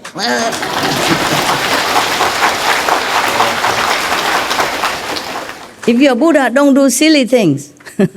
Don't break the precepts. Don't do anything that contradicts to your Buddha dignity. Remember all the time. Remember all the time. Then even if you don't try to keep the precept, you are the precepts. It's just like your nature. Like you have to breathe. And you forget that you're breathing. Your heart is beating, but you don't know that the heart is beating. Then you can tell me, Master, I'm a Buddha. Not 7, 8 level. I don't care what level. Remember, the Buddha say that you have exactly the same quality. All the Buddhas in the 10 directions, not just Sakyamuni Buddha only, but all the Buddhas, all the past, present, future Buddha, and everywhere in the whole universe are like you. My God. My God. So great you are. And Jesus say the same. You have God within you. The Holy Spirit is within you. Kingdom of God is within you. Then who are you? You are God, right? At least you are likened to God. How great can you be? How more great can you be? And look at all of us. We are so pathetic. Look at the whole world people fighting for a morsel of food, fighting for a little or more piece of land. One country wants to snatch another lands of another country, fighting with the other king, another president, another whatever. What a pity. How pathetic. Huh? How pathetic. Everywhere I go, remember before I met you, I go out lecture, I say, you are great. I want to come here to tell you you are great. I want to help you to remember your greatness. That's all I wanted to do. But of course I have obstruction, yeah? Yeah, because I say other things as well. Like if you want to remember your Buddha nature, you want to know how great you are, stop all these silly bad things that you're doing. No smoking, no meeting, no drinking, no etc., etc. And that go against many people's interest. But truly you are Buddha. What for the Buddha lied to you? Huh? He said all beings in this world have intrinsic Buddha nature. So you're nothing but Buddha. Yeah? So if I call you Buddha, small Buddha, young Buddha, or Buddha, it's okay. Huh? I hope you realize that. Because just saying that or listen to me, listen to Buddha is useless to you. So work harder to realize your greatness so that others can also benefit from your positive self-knowing energy without preaching a word even. You go everywhere, that place is full of light, full of life force, and full of happiness wherever you walk. Make yourself that kind of Buddha. Even you don't know for sure you're Buddha or not, just remember what the Buddha say, you are Buddha, okay? He won't lie to you. He did not lie. He will never lie. What for he lie? Huh? Wouldn't it be better for him? He say, oh, you are just sinners. Oh, bad. I'm the only Buddha, right? Wouldn't it be better for him? No, he say, you are the same. Jesus said, you could do even better than I. All the masters tell you same thing. Of course, but when they teach the disciple, they have to chastise them sometime because they follow their own mind, habit, brainwashing system. Make them believe they are this, they are that, and they have to do this in order to prove it. Just like boys don't cry. Boy cry is weak. And then now they even scandalize you. If you don't smoke, you're not cool. You know, you cannot join the body club in the school. Harming so many innocent youth, for example. So it is really pitiful. Really, sometimes I am alone in the night and I feel so sorry for everybody. And then killing each other and killing the innocent and feeling there's nothing wrong with that. while you are a compassionate Buddha inside, and you don't let your Buddha wake up, you don't try to find a way to wake up your Buddha, and then just let the outside or the Maya, the demons cheat you and make you do silly things and bad things and just degrading you further, further, further. Even after you practice, they still after you, if you're not vigilant, okay? That's what the Buddha was talking about here.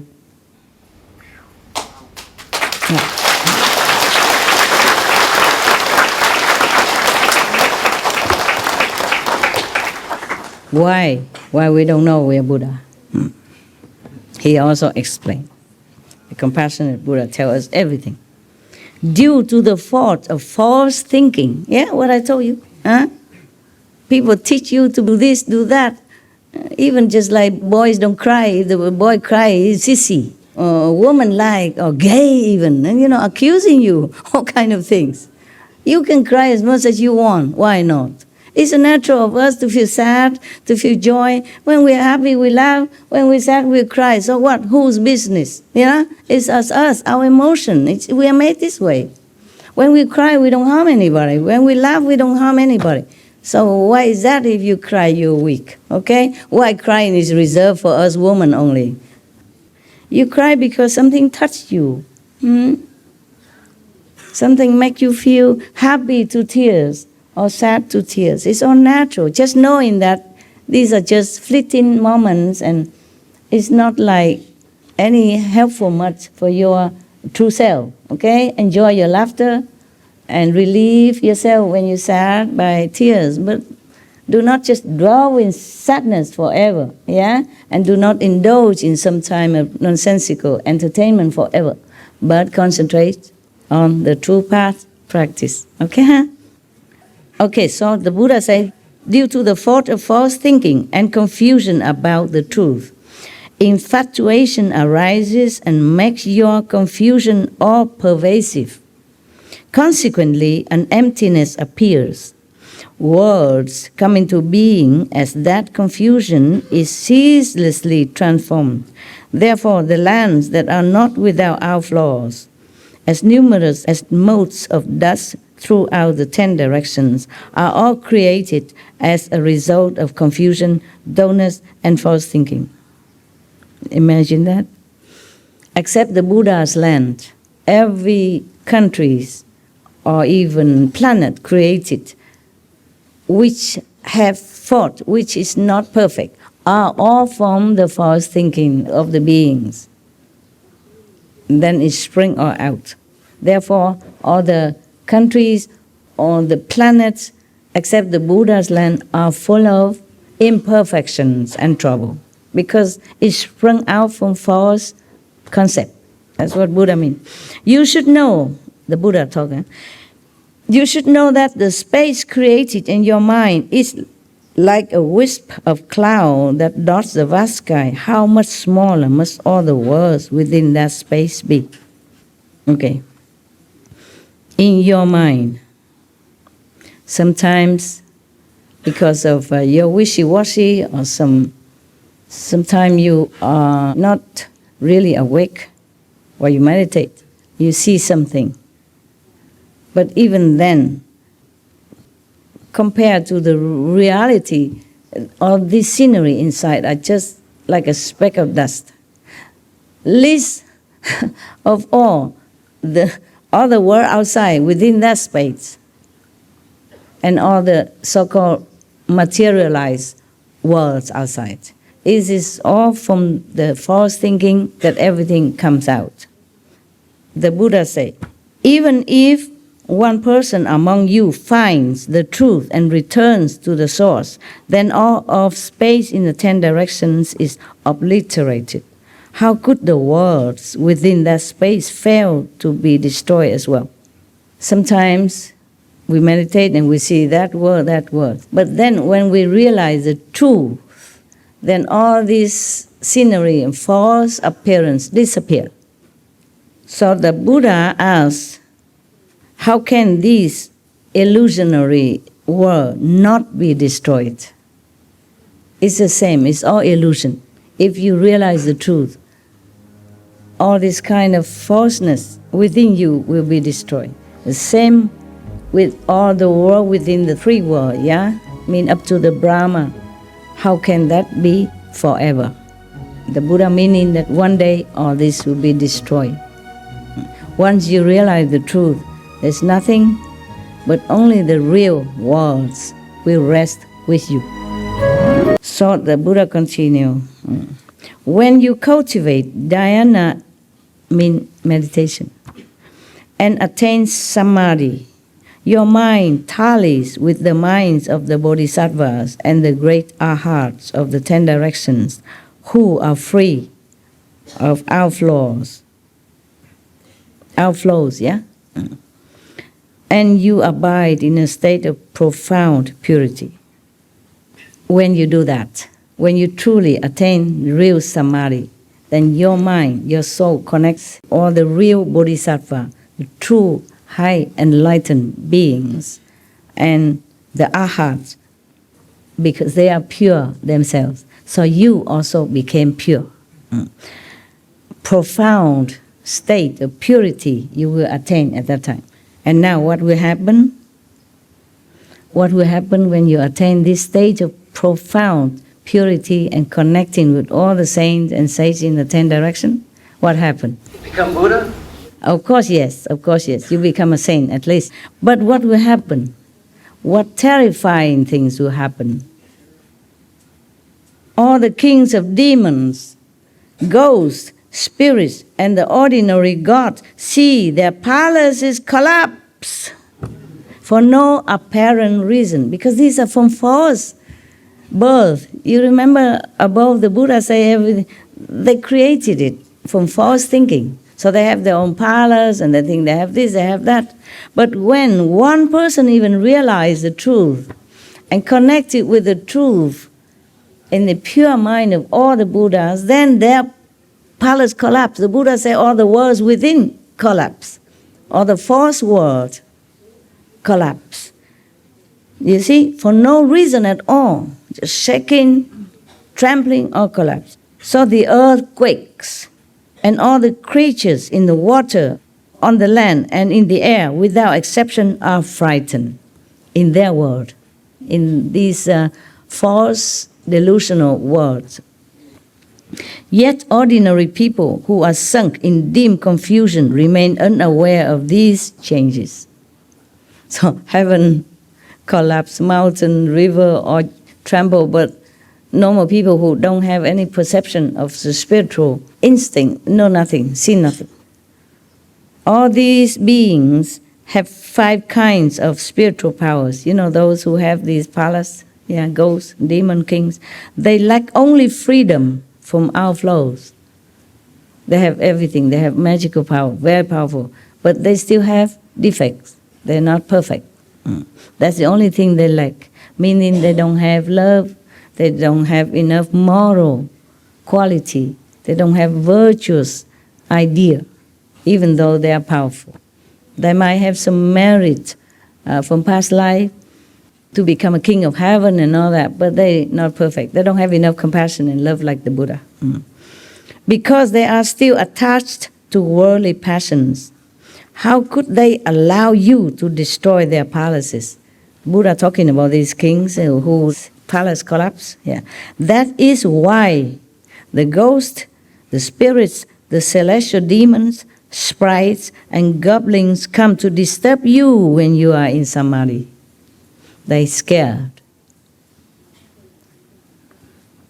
Many times, remember many stories I told you that one God in heaven, he's Shaka. He always came down and bothered these practitioners and even disturbed the Buddhas and all that. He's one of those that the palace suddenly tremble because they sit there enjoying doing nothing, and then suddenly they feel their earth shake. The ground of their illusional world shake. Their palace tremble, and then they will look down and see, what is that then? What's the cause of that? Then if they see that one practitioner truly devote all his might to become Buddha so that he can help all beings, not wanting, not devoted in meditation because he wants to be king of heaven, or not devoted because he wants to be the king of the world or anything, but want to be Buddha. At that time, his world will shake. The world of the lower heaven will shake. But most of the heavenly kings, they're still attached to their possession and power. They're very jealous, of anybody who want to be above them.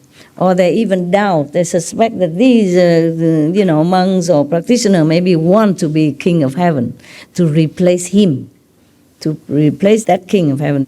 And they are retinues also. Therefore, they want to destroy you, disturb you, tempt you, distract you, leading you astray. So, how many goes? We're not there yet. You have only a few days, and I have a lot more. My calendar is not that long. We still have a lot, because even just a few precepts is take a long time. But what for you are here, right? You're supposed to meditate all night anyway, and you already sleep enough all day. Yes. So at night, I keep you awake, at least to make up for the time lost.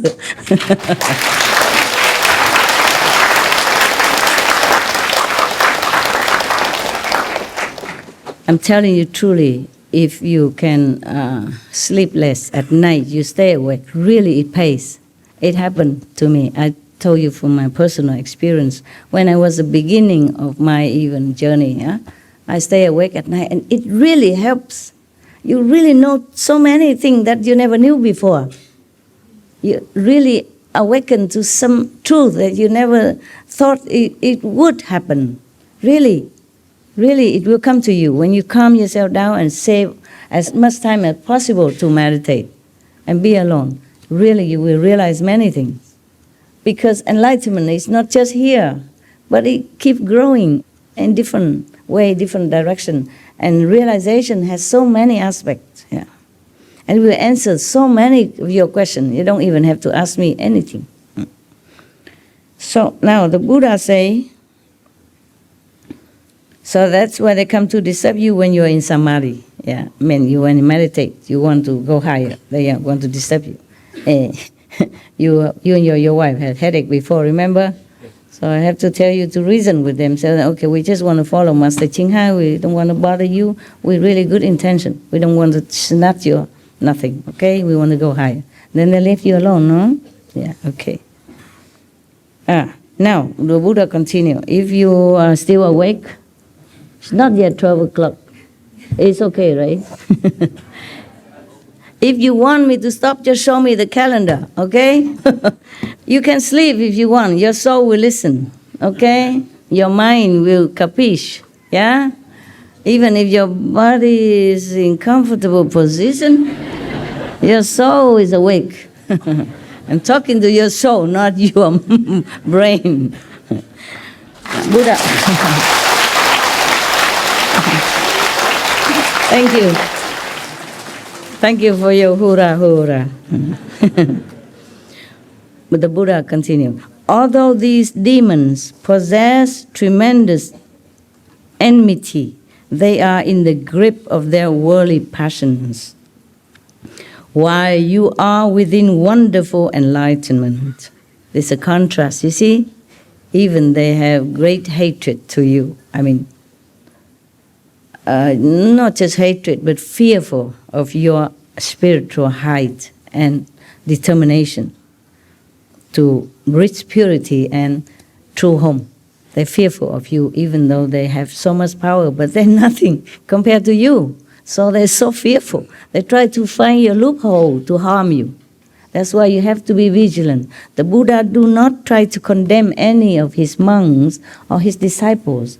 He just knows that these ghosts, demons, they're envious and fearful of you. So he just wants them to take care. Okay? Yes.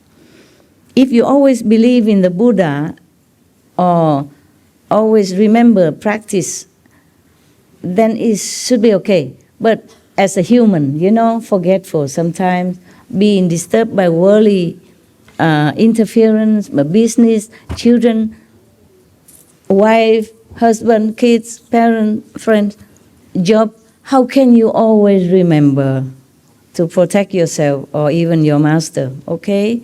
So when you meditate, that's when you remember the most, perhaps. And you're getting higher, so that's when their palace shaking. And they begin to tremble, and then they fear you. Then they want to come down and disturb you. If you work in a normal daily life, they don't really care so much. But when you meditate, all kind of thought, all kind of desire, all kind of thinking that you should not have coming, all the 10 directions. They even appear themselves personally to bother you, or they tell you things, or they use animals to disturb you. Yeah? All kind of tricks they do. But then you will overcome it.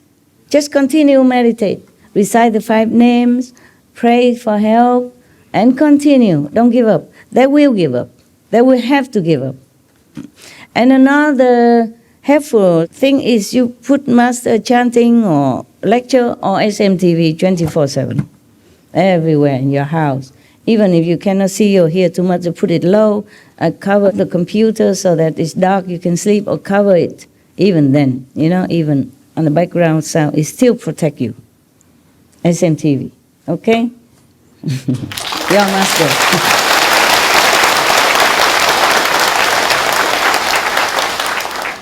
Even the demons are so fearful of SMTV. How you know?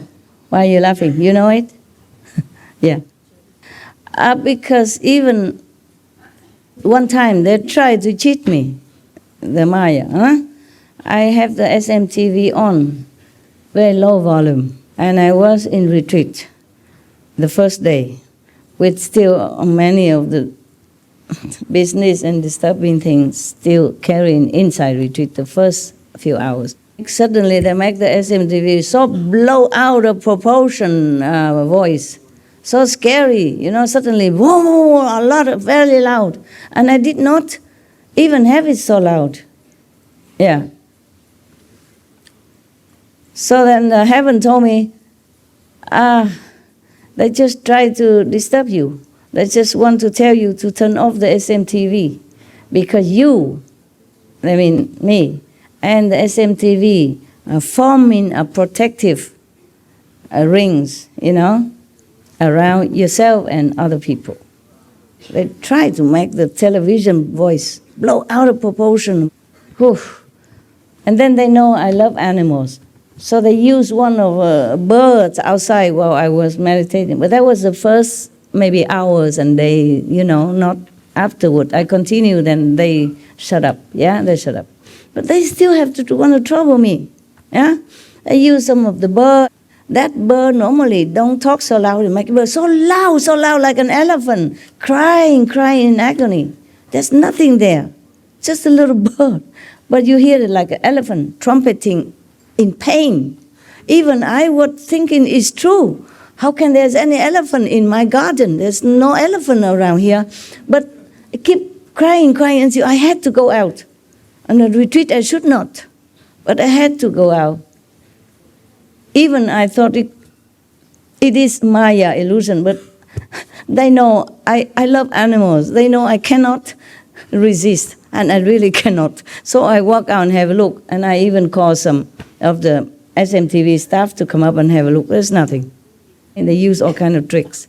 And later, I don't hear no more, whatever. I keep the TV on, whatever they do. Sometimes they destroy my machines all over the house, like 6 aircon destroyed at the same time, many machines at the same time, cars, a gate broken, everything at all the same time. Every time I go on retreat, they do that. They do all different kind of things. Yeah, but the first days, and then I continue, and then later, it's no more. There's nothing more to destroy, so they quiet down, or they just know they cannot do anything much more. Even the Maya and demon are strong, but you are stronger, remember? You are the Buddha, remember that? You have Buddha inside. Call on to that Buddha, master power, to protect you all the time, the inner power, okay?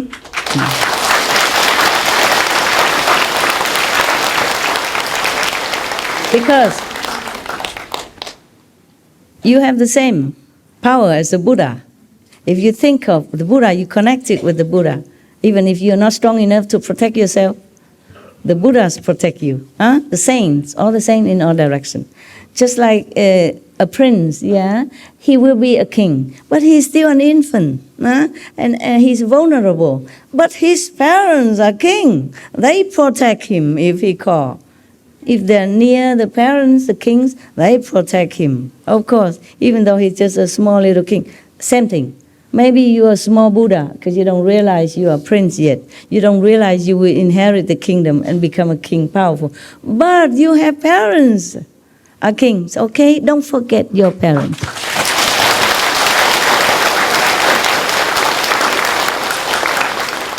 Yeah. So even they try all their might, they can't do nothing to me. But they would disturb my, assistant around me every day. Really, every little thing. It's not really their fault. They're just weak. Okay, just weak. And then the Maya attack them so that they can attack me. Yeah, it's like that. And I know all that. But still, it's not like I'm so happy about it. I know the Maya, I changed my disciple. So happy. No, it's just painful. Yeah, because it could harm, it could cause pain as well. Yeah. So just don't forget, okay? You are the Buddha, and nothing can harm you. Remember that. When you think of the Buddha, the saint, think of the Master, you're connected with the Master. You and the Master and the Buddhas and Jesus are one at that time. You win, okay? You will win. Continue, okay? Continue to meditate.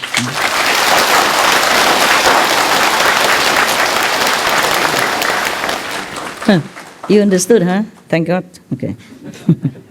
The Buddha doesn't say all this in here. Whenever the Buddha say, I will say Buddha say. But I have to explain to you. You know my calendar talent, right? Okay. So the Buddha continue, huh? Although these demons possess tremendous enmity, they are in the grip of their worldly passion. While you are within wonderful enlightenment. It's a contrast to them. By the way, every word has power. You know that, right? Yes.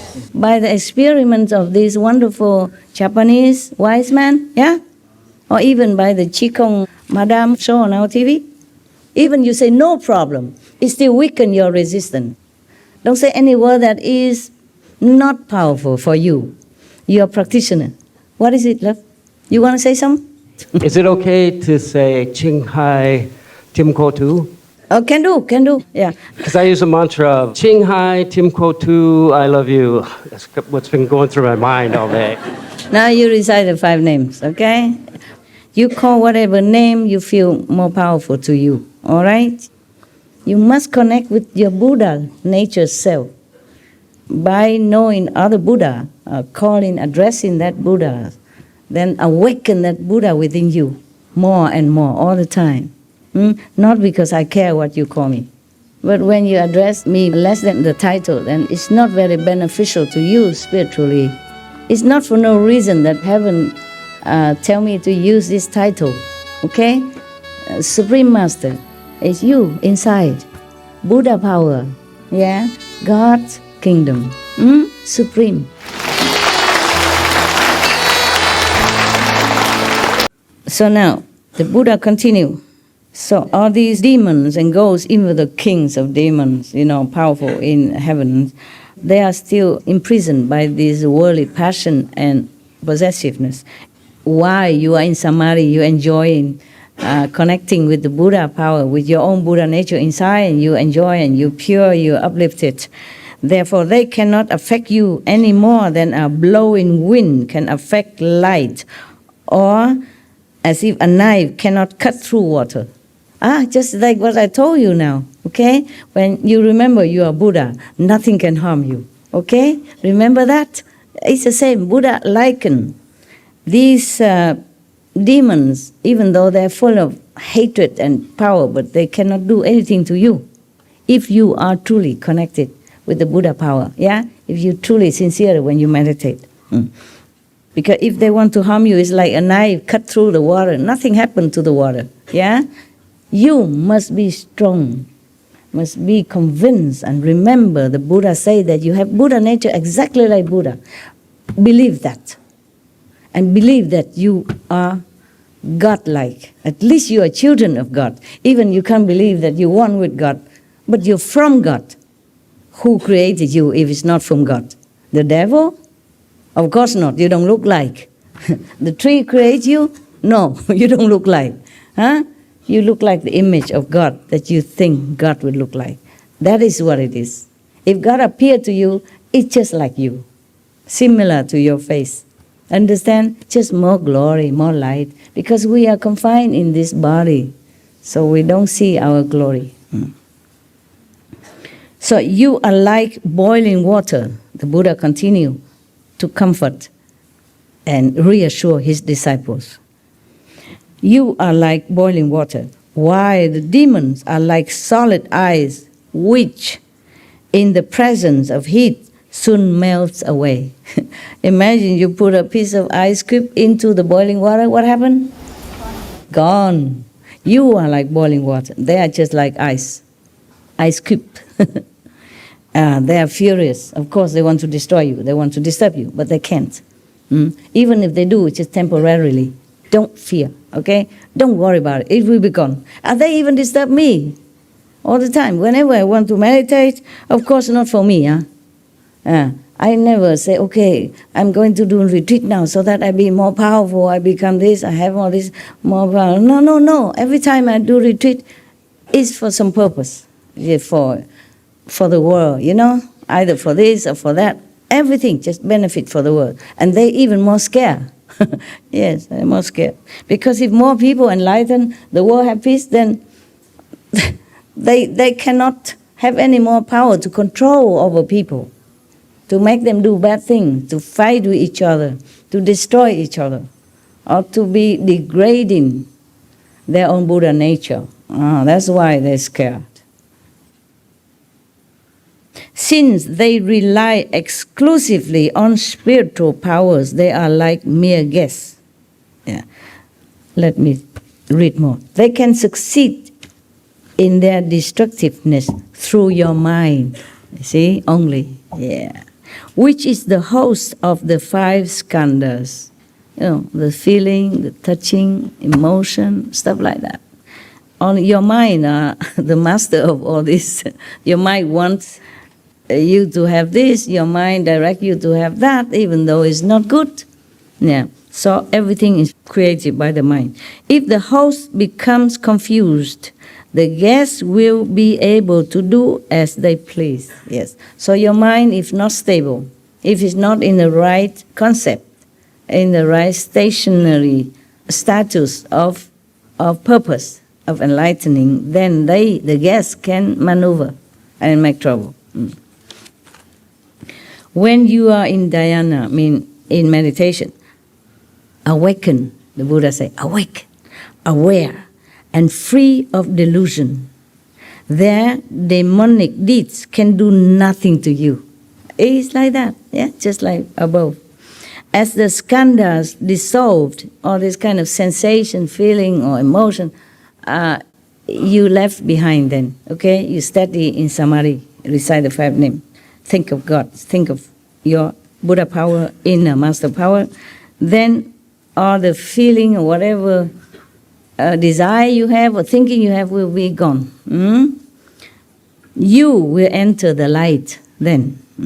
All those deviant hordes depend upon dark energy. Yes.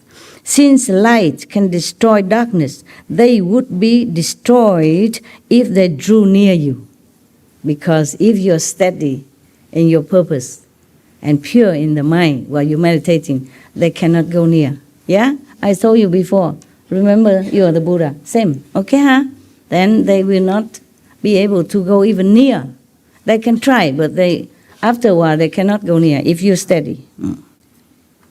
How could they dare linger and try to disrupt your dhyana samadhi?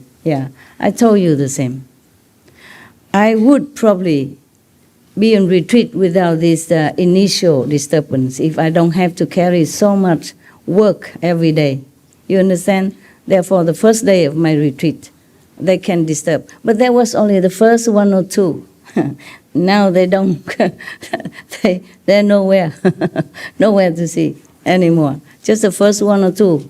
When I first meditate for something big, and they're scared, they want to disturb me, but they know they're not successful, so now they cannot go near even. Understand me? Don't fear. But if you were not clear and aware, and if you were confused by the skandhas, then you, Ananda, would surely become one of the demons. You would turn into a demonic being yourself. Keep your mind straight beside the five names all the time when you meditate. No desire anything. No thinking of even desiring anything. No one to be quickly enlightened, no one to have rich and fame, and no one to be famous, a master, become a master even, nothing. Just want liberation, want to know your Buddha nature, okay? Want to be Buddha then, can do, okay? Of course. Want to know your nature and want to be a Buddha is not a desire. It's a self-inherent birthright. And it is a duty even, an obligation, yeah? What we are born for, that we can seek our own Buddha nature, that we have a chance to be enlightened and to become the master of ourselves again, okay? So it's not a desire. Because when you become a Buddha, you benefit others. That is very selfless, very noble. At least you liberate yourself and you don't be slave for any lowly desire or skandhas anymore, but you're free, noble, light, beautiful, beneficial. So the Buddha continued, your encounter with Mantaji's daughter. Buddha don't forget that, does he? He continued to talk to Ananda about the lover girl that chased him. Was a minor incident. She cast a spell on you to make you break the Buddha's moral precepts. Still, among the 80,000 modes of conduct, you violated only one precept. Because your mind was pure, all was not lost. You broke only one precept. He did not really. He just was, I would say, seduced. And he was not powerful enough. He did not prepare for that. Yeah? Not only because he's beautiful, but he wasn't prepared that he's going to be seduced. Yeah? He did not know that. And he did not know the mantra at that time to counter that kind of most powerful mantra in the three worlds. So the Buddha say you broke only one precept, violate only one precept. That means maybe nearness bodily to a woman, almost gone back to the normal, like a level of man and woman, desiring and having physical pleasure and all that, almost gone. So the monk normally should not touch any woman. He violate only that. But unwillingly, it was not his fault. Yeah, it was not his fault. He was like bewitched into doing that. And at least he was so pure that he still can remember the Buddha. No one except Ananda or a monk of his kind of status would ever be able to escape this kind of mantra. Yeah, so talking about Ananda, anyone could fall into this kind of situation. If you're not strong enough, you fall, okay? Because you can't use magical power to defeat these kind of people, yeah? You just stay awake, aware, and run. That's the best. The Buddha continued to say, all was not lost, eh? He comforted Ananda. He just make an example for him to know how he could escape such a powerful mantra. Yeah, because he was pure. Now, so Buddha continued, this would be an attempt to completely destroy your precious enlightenment. Whew. Were it to succeed, you would become like the family of the senior government official who is suddenly exiled. His family wanders, bereft and alone, with no one to pity or rescue them.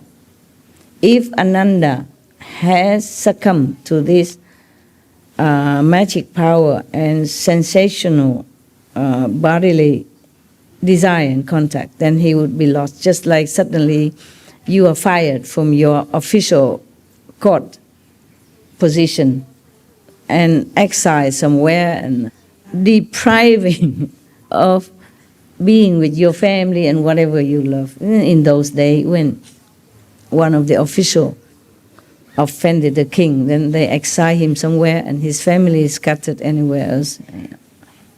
Or even maybe being chop. So, Ananda, you should know that as a cultivator sits in the Bodhimanda, in his place of meditation, as we talked yesterday, or any place that you chose to make it into your place of meditation, your quiet corner, be it your attic, your basement, your car, your mobile home, or your tent. That's your Bodhimanda, where you sit with determination to find your true self nature. So, you should know that a cultivator sits in a Bodhimanda. He is doing away with all thoughts, if you can. Good luck. When his thoughts come to an end, there will be nothing on his mind. This state of pure clarity will stay the same whether in movement or stillness, in remembrance or forgetfulness. This is easier for the monks in those times. They have no possession whatsoever. They just have a robe, a bowl, and maybe a blanket to sleep. Understand, yeah? And they just went out to beg for food. If they have food, they eat. If they don't have, okay, they stay for another day. But mostly they would have. Because the Buddha has become so famous, people even come to make offering. There will be always some food in the store. And they're allowed to keep something essential for 7 days. Each month. Depends on what they need. Buddha continued. When he dwells in this place and enters samadhi, he is like a person with clear vision who finds himself in total darkness. Although his nature is wonderfully pure, his mind is still not yet illuminated. This is the region of the form of skandha. Even though he sits in samadhi very well, he is still not yet completely out of the skandhas. When you have some thought, feeling, emotional, mentally, your thought, your emotion, your desire form something in your mind. And that is still a form from feeling, from mundane. Skandha is feeling, a sensation. It's not the real Buddha's land. Okay? So the Buddha warned you like that. If his eyes become clear, he will then experience the 10 directions as an open expanse. You see visions, from the 10 directions. And the darkness will be gone. The Buddha described the inside experience. Darkness will be gone. This is then the end of the form skandha. Meaning, if your wisdom eye is clear already, then you can see real vision of different heavens in the 10 directions, or maybe Buddha's lands. At that time, then the so-called skandha forms that you have created before with your desire, your thought, your emotion, mental, imagine, etc., destroy. The real thing come already, okay? He will then be able to transcend the turbidity of kalpas. Contemplating the cause of the form skandha, one sees that false thoughts of solidity are its source. Yeah, I was right. The Buddha say, if you've seen the 10 clear universe, 10 direction vision, or Buddha's land, then you will destroy this desire form.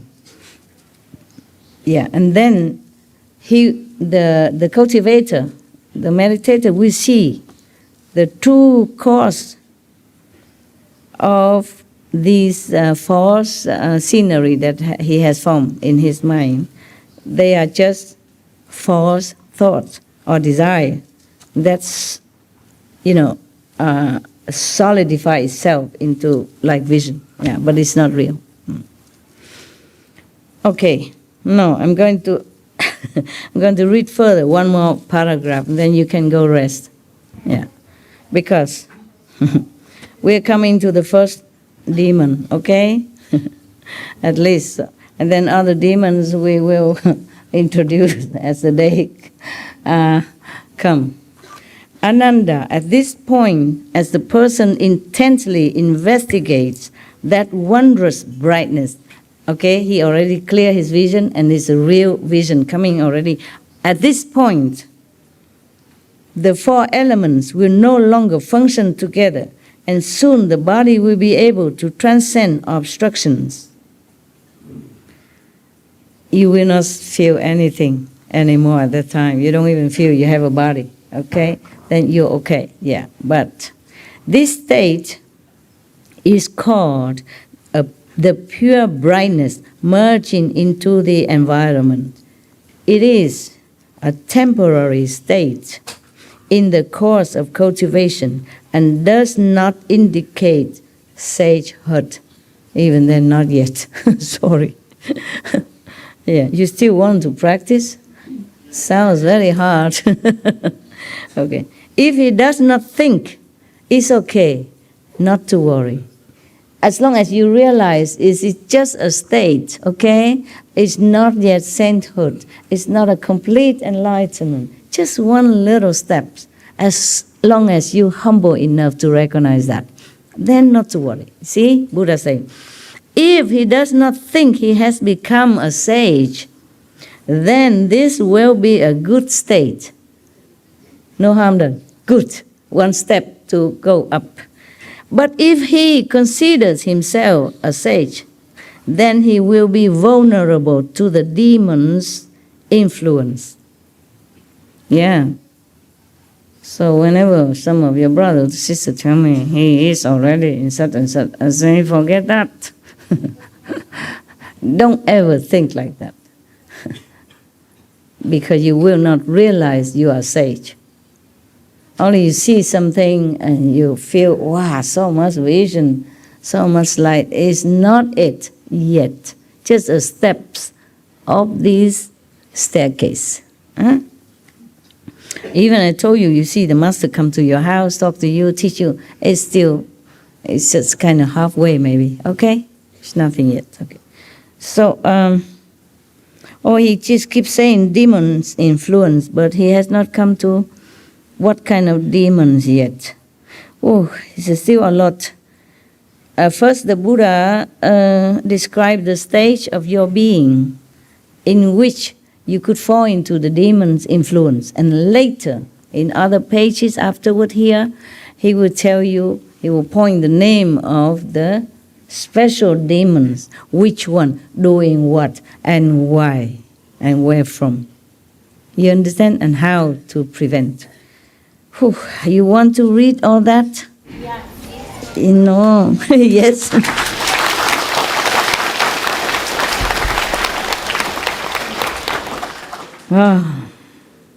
There are 10 states of samadhi. Even you are in a clear vision, pureness, seeing light, vision, and all that already. You still, within the 10 states, you will still fall into the demonic influence if you are not aware. Okay, so that state that the Buddha just described is only the first one. There are 9 more, and knowing me, knowing you, it will be many hours until the 10th stage is finished. I would like to do it tomorrow. Yeah. Yes.